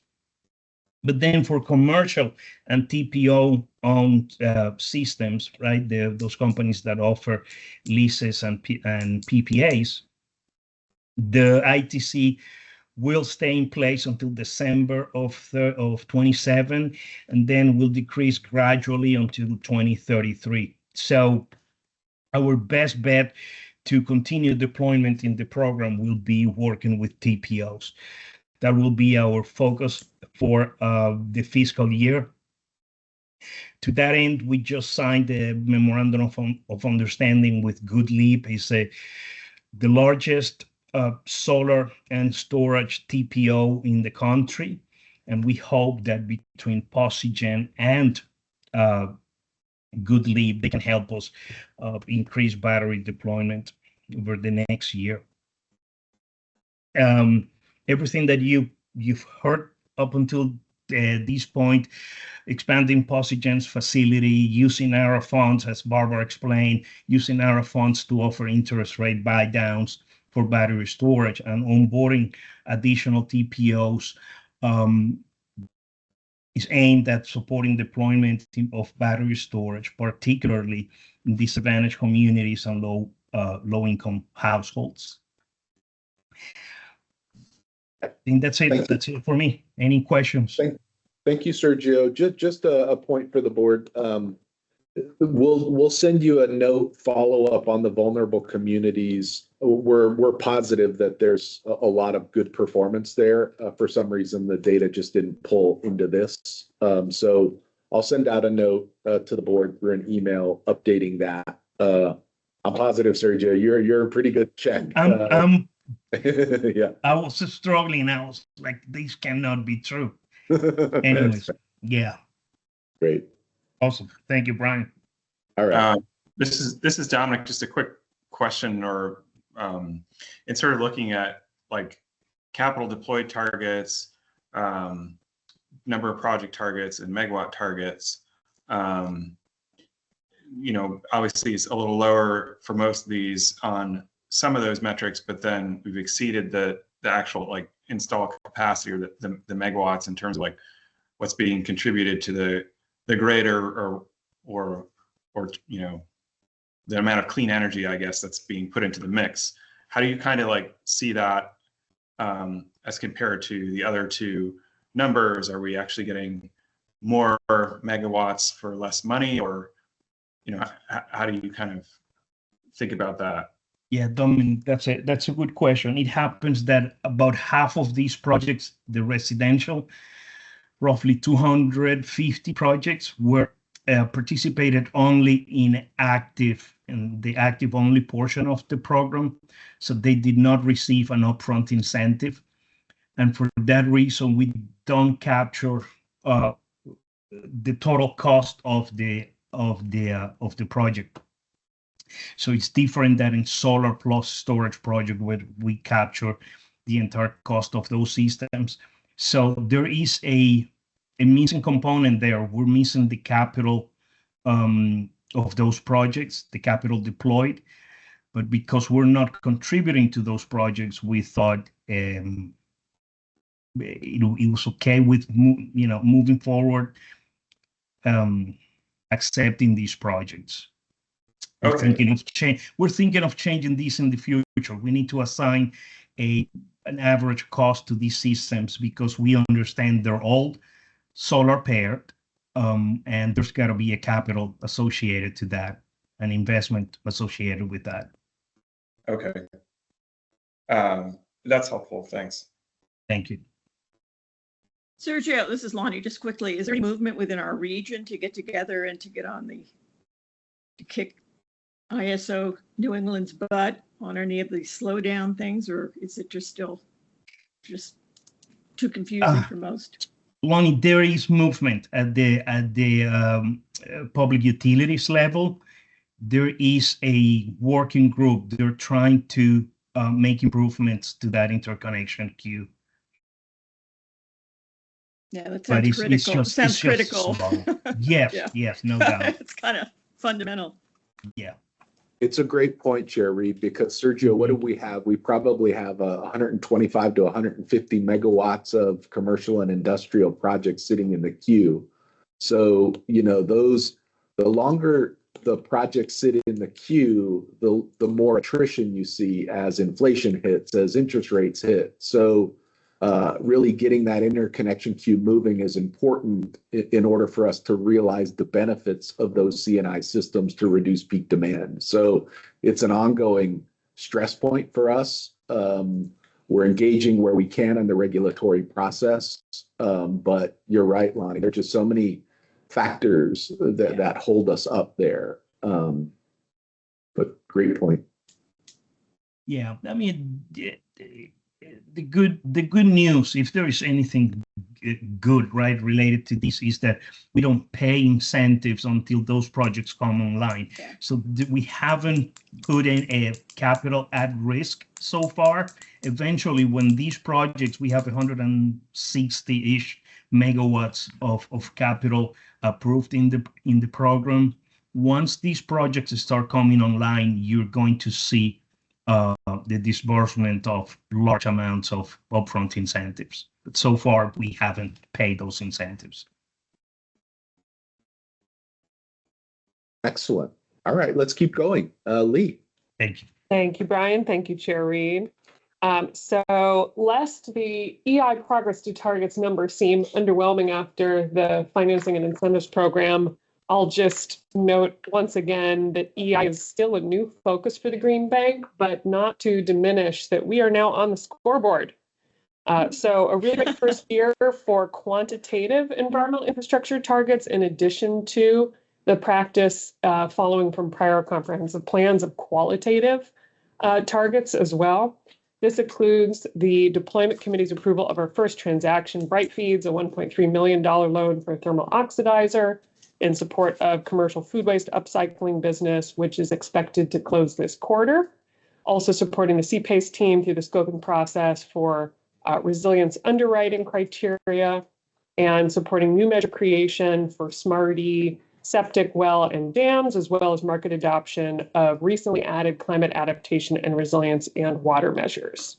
So digging into the numbers, where we see, let's see, can we go back one slide? Thank you. So we see that for SMART-E projects, we had 41 projects closed compared to a target 21. And as far as capital deployed, $1.2 million, which is actually in reference to $210,000 capital deployment target. That is a typo of 2.1 million. So it is 1.2 million compared to 210,000, not $2.1 million. So we did exceed the capital deployed target as well. The Brightfeeds transaction is not captured here, but you would have seen that in the memo that went out with the board materials. In terms of progress by project type, you'll see that mostly these projects involve climate resilience through battery storage, but with notable progress made in novel projects for new measures, including septic and floodproofing. Also, and especially, I'll kind of give a nod to my colleagues Barbara and Eric here. Together with the SMART-E team, we want to emphasize that this was really our launch year for environmental infrastructure measures beyond battery storage, and that the work of developing and growing a new contractor network effectively from scratch is really significant. There's not overlap with septic contractors or floodproofing contractors with our existing contractor network. And so all of that had to be built. And then looking forward, and given the current economic and financial environment, we do expect that EI will have growth in terms of FY26 completed projects.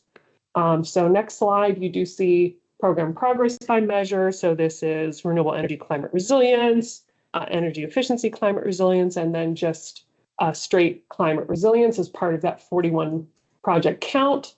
In terms of impact to vulnerable communities, 27 of those 41 projects were benefiting people in vulnerable communities, or 66%, so achieving our target above 40% there. Next slide. This is largely a similar update following our prior quarter April board presentation. So I'll just, in the interest of time, highlight three things. One is that Bright Feeds transaction under identifying unique project opportunities. So very excited to continue bringing through additional opportunities as part of our active origination process and pipeline management. So two huge achievements in supporting public policy that unlocks private capital investment.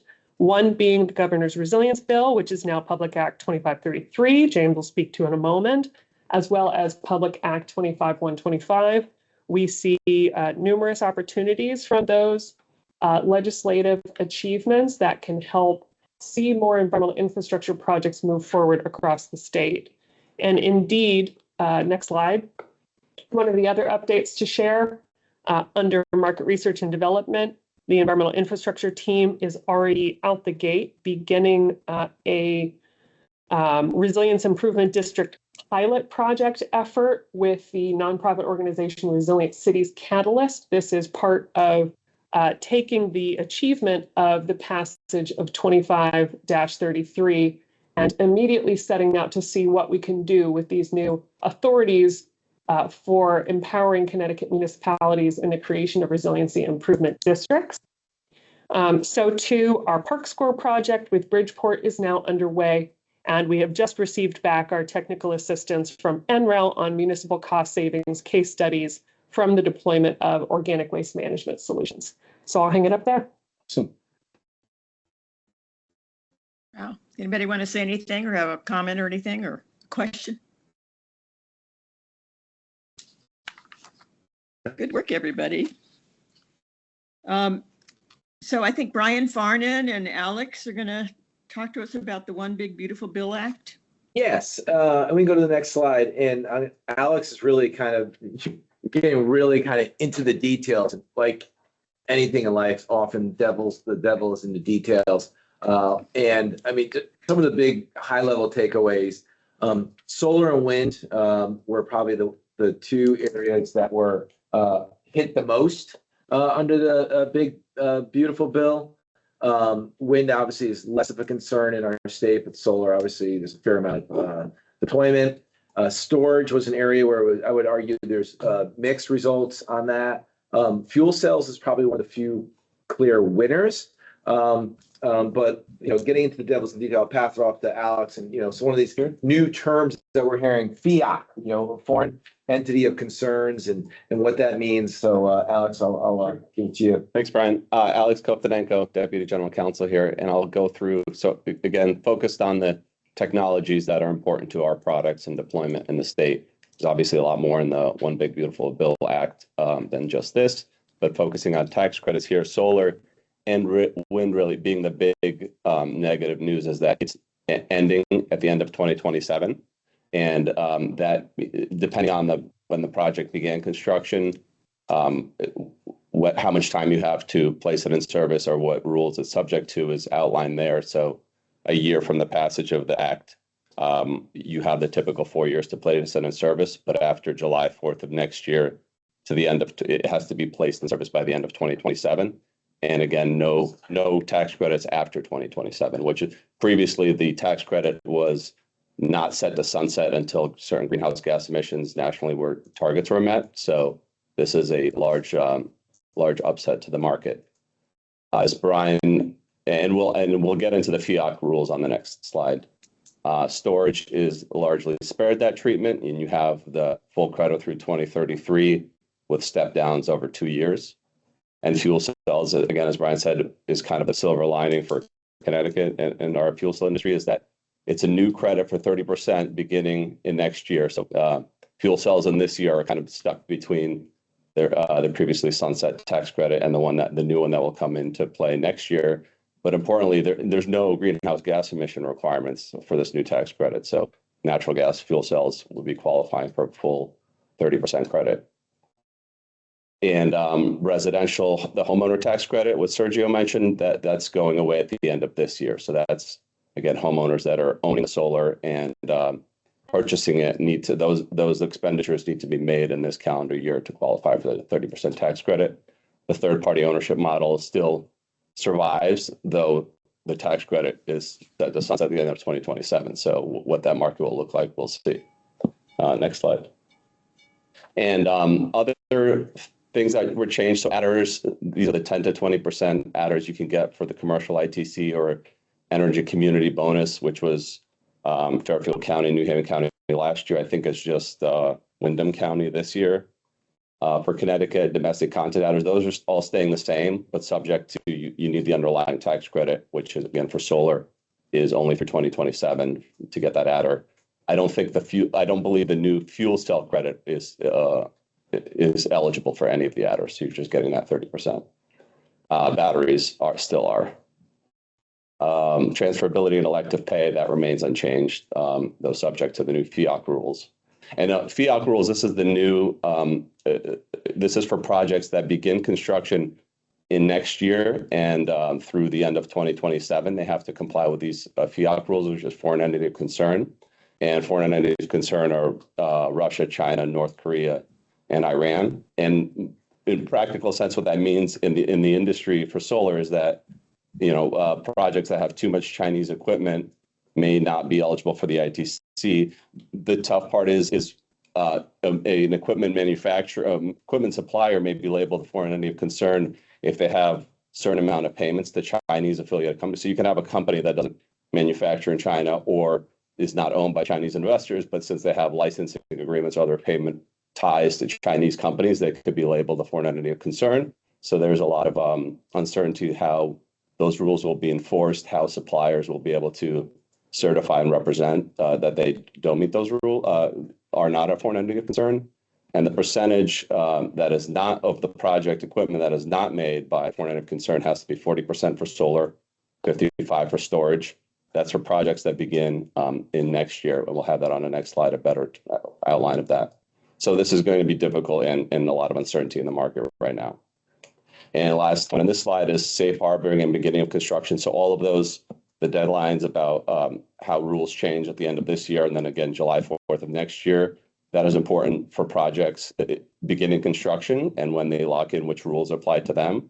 And that's called safe harboring and beginning of construction, kind of use it interchangeably. And the current rules to that apply, which is basically 5% cost of the project or substantial physical work on the project has begun. However, there was the July 7th executive order directing the Treasury to issue new guidance and to be stricter on what constitutes beginning of construction. And that's a big unknown as we move forward through the end of the year and projects begin to order equipment and begin construction, that there's an unknown of how those rules may change and when the effective date of that change may be. So go next slide. So this is a kind of better visual of this. And if we're looking at solar, we're looking at the red and two yellow boxes. So from now until the end of the year, everything is as it was before, meaning no FEOC rules, and you have 4 years to put the system in service from beginning of construction. Things change on January 1st of next year through July 4th is that you have the FEOC rules, but you still have the 4 years to put it into service. And the FEOC rules are a big uncertainty. In the red box, of course, the executive order is another uncertainty because you don't know what beginning of construction, how those rules will change, and if it'll change retroactively to the passage of the One Beautiful Bill Act or going forward. And then the last yellow box is from July 4th of next year to the sunset of the credit at the end of 27 is you have to place it in service. If you begin construction after July 4th of next year, you have to place it into service by the end of the year in 27. And again, no tax credit after 2027. And then batteries has the much longer runway. And I'll turn it over to Mackie. If there's questions, I can take them, or I can turn over to Mackie to kind of talk about how this affects our commercial solar programs and project timelines. And what Mackie's going to tell you is kind of, I think, what a lot of the entire industry is doing right now as they're trying to, be able to kind of react to this changing environment. Yeah, so just real quick on how we're thinking about this from the perspective of our solar financing programs. So on the CPACE side, where we're not the owner of the assets, we're working with all our borrowers and will be to make sure they're aware of this and have a plan in place to capture the economics that they had planned on prior to all this happening. So, whether it's safe harboring prior to the end of the year or whatever their strategy might be, just making sure they have a strategy so they aren't left out in the cold.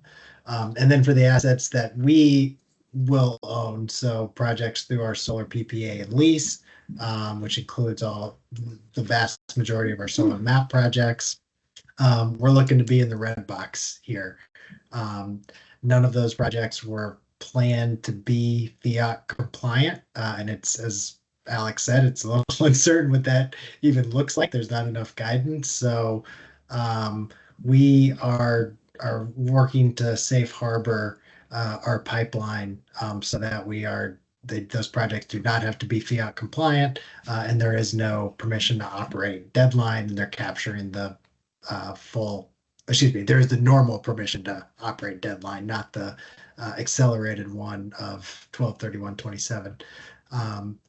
And they're capturing the full ITC.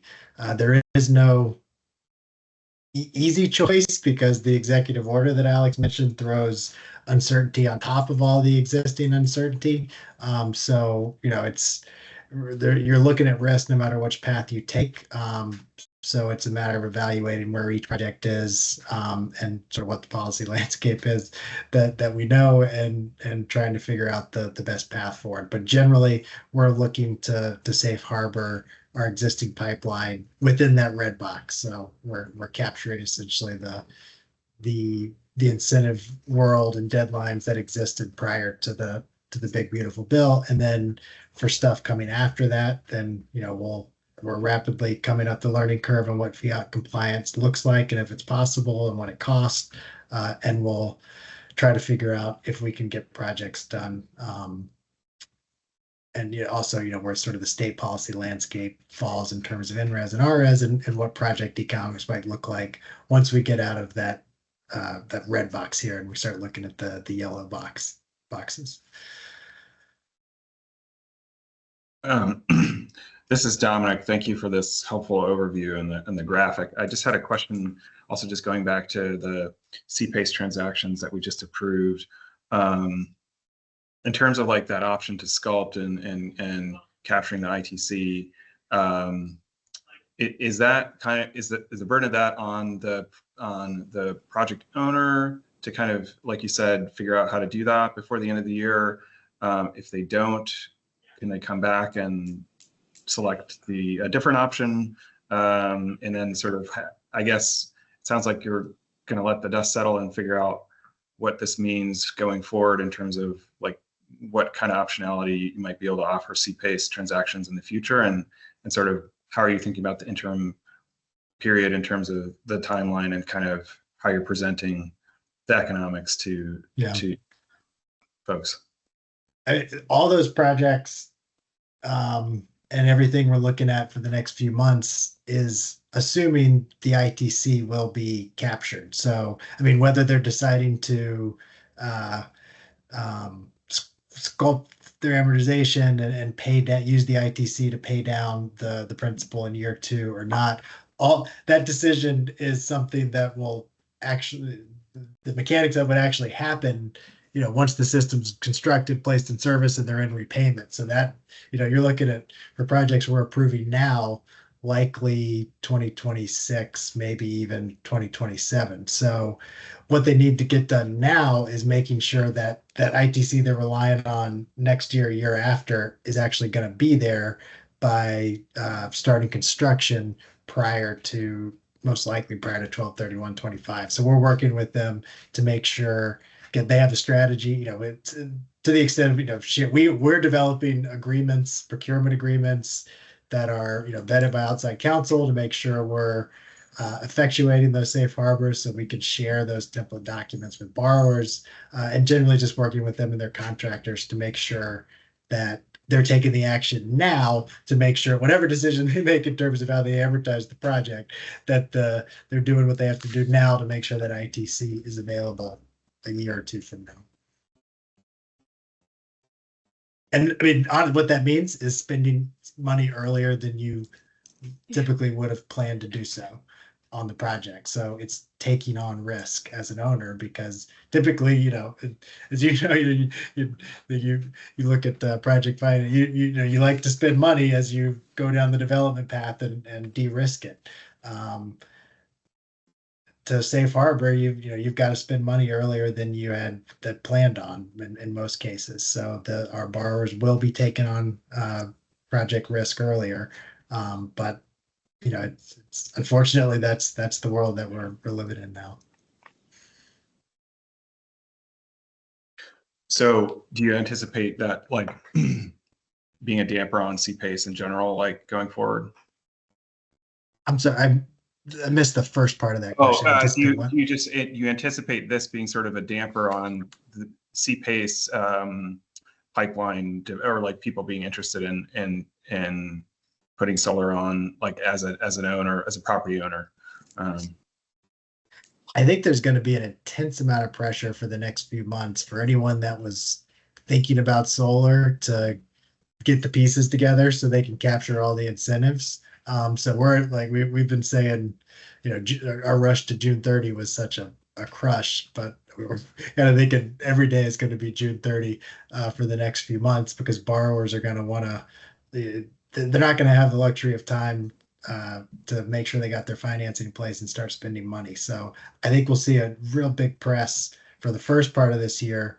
Then after that, I don't know yet. I mean, it'll certainly be a damper. Economics, I don't think, will be as good as they have been. The keys will be what fiat compliance actually looks like, where the market settles in terms of availability of equipment to meet those compliance requirements, and then what the cost is for that. And then also what the state policy, the state solar policy structure does in response to this. You're already seeing within the PURA dockets around NRES and RES, the development community starting to push for higher caps on the NRES program and increased incentive on the RES side to sort of to fill some of the gap. So a long way of saying we don't exactly, it'll be a damper, but how much, I don't know yet until we start to see some of those, some of this uncertainty become a little more certain around at least those two things. Great, thanks. And I think that's it for our presentation. If any board members have specific questions about credits, reach out to Brian or I, and we can try to track down the answer for you. Okay. So do we want to hear now the overview of the legislative session? So that'd also be Brian Farnan and James DeSantos. Can I just say something about the federal landscape, Mr. John Harity? I just think, I know you all have to be circumspect, your government officials and all that sort of stuff, but this is criminal what's happening.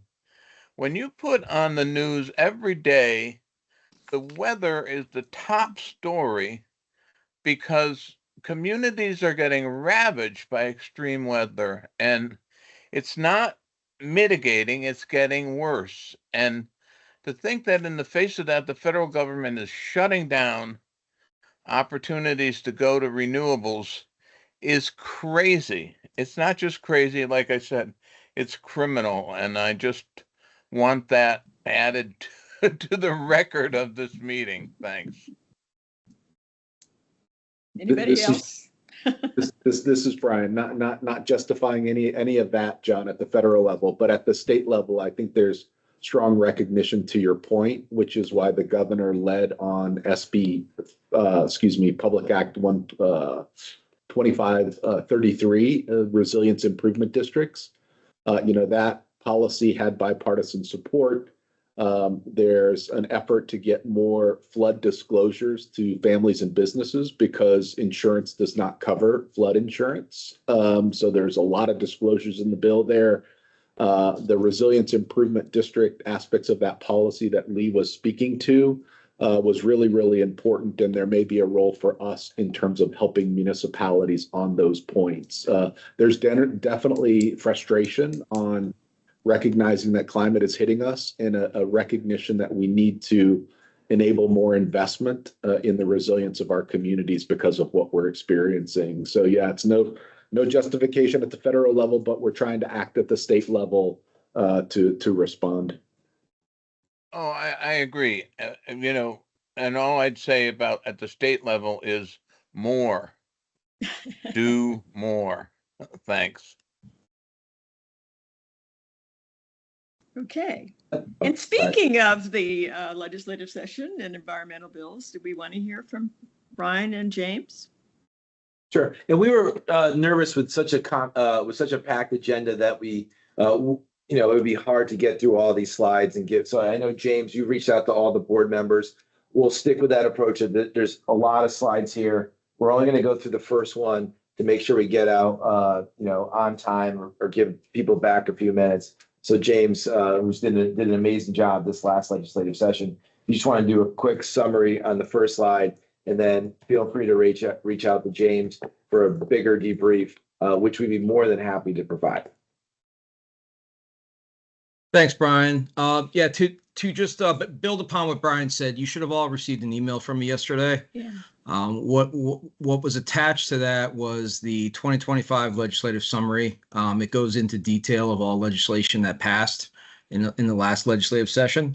It's broken up into 4 sections. There's the clean energy impact, environmental infrastructure, quasi impact, and then general, which will include items like the bond bill and the budget. There's also an attachment of a slideshow presentation, slide deck that was given to all Green Bank staff this past Tuesday, which outlines, I'd say 90% of what's in the executive summary. So if you read through both of those, you will be very, very well versed on what occurred in this past legislative session. I look forward to meeting with all of you individually to walk through these bills in more details, to answer any questions you may have, and to go into some of the bills that did not pass. A lot of those have very unique stories behind them, but not suitable for online here. But very briefly, I will just walk through the summary that we have for this legislative session. It was a long session. It alternates. So next year will be a February to May. This year was a January to June. And what happens in a long session is anybody can introduce anything. And we saw that. We saw over 4,000 individual bills were introduced this session. A lot of those were duplicative. A lot of them didn't gain any steam. A lot of them were just introduced on behalf of constituents in their district, so they didn't move too quickly. But in the end, the Green Bank ended up tracking 321 of those bills. Ultimately, when the session concluded, 203 bills were passed and became public acts. 198, Governor Lamont signed into law. He vetoed 3 public acts, and then line item vetoed 2 budget bills. And the line item veto kind of comes into play below, which is, what was really driving the debate this session was the high cost of electric bills and the target on the public benefits charge, and educating members of the General Assembly what the public benefit charge was, what's in it, what's the impact, and what caused it to rise so dramatically over the past year.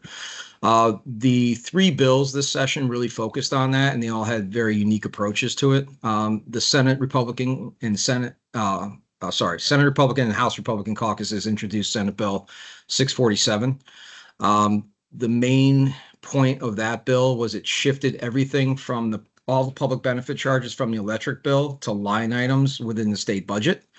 That's problematic for several different reasons. One is it will put it in a position to compete against all the other priorities that are out there. And also it allows the governor to conduct a line item veto on it. So if you have a governor that comes in, 20 years of energy policy can be erased by swipe of a pen, which is very, very dangerous. Senate Bill 1560 was interesting because this was introduced by Senator Fonfara, and this came about from the Finance Committee. He's not even in the Energy Committee anymore.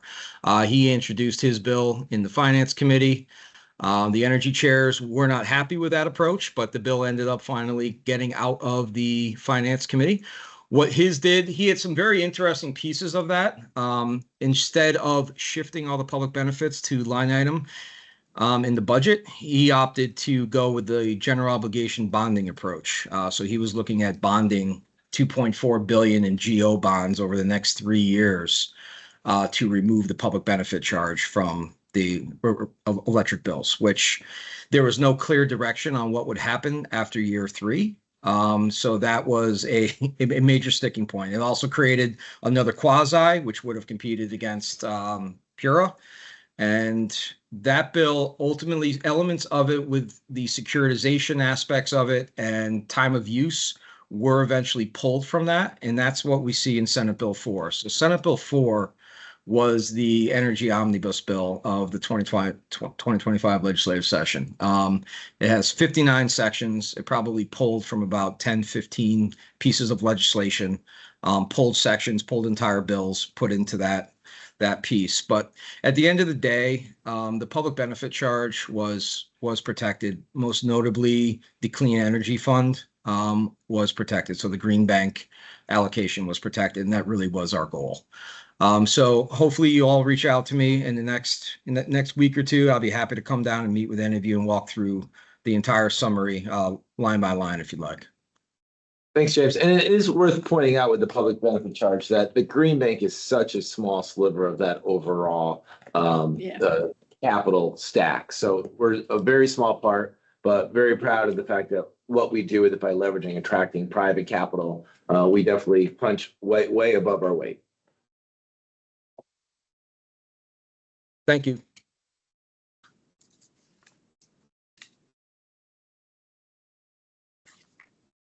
Okay. I think we're ready to adjourn if anybody's interested in that. Any more comments or questions or anything? Okay, do I have a motion to adjourn? So moved. Do I have a second? Second. Thank you. And a third. That's good. Okay, thank you, everybody. This was really an effective session. I think we get together again on October 24th, but then send in your emails about the August availability because of those. I think that's green bond stuff. So it's important to stay connected with that. And all in favor of adjourning? Aye. Aye. Great. Thank you, everybody. Have a great weekend. Bye. Yeah. Thank you. Bye-bye. Have a great summer. Bye. Oh, and a great summer, which is going fast. Bye-bye.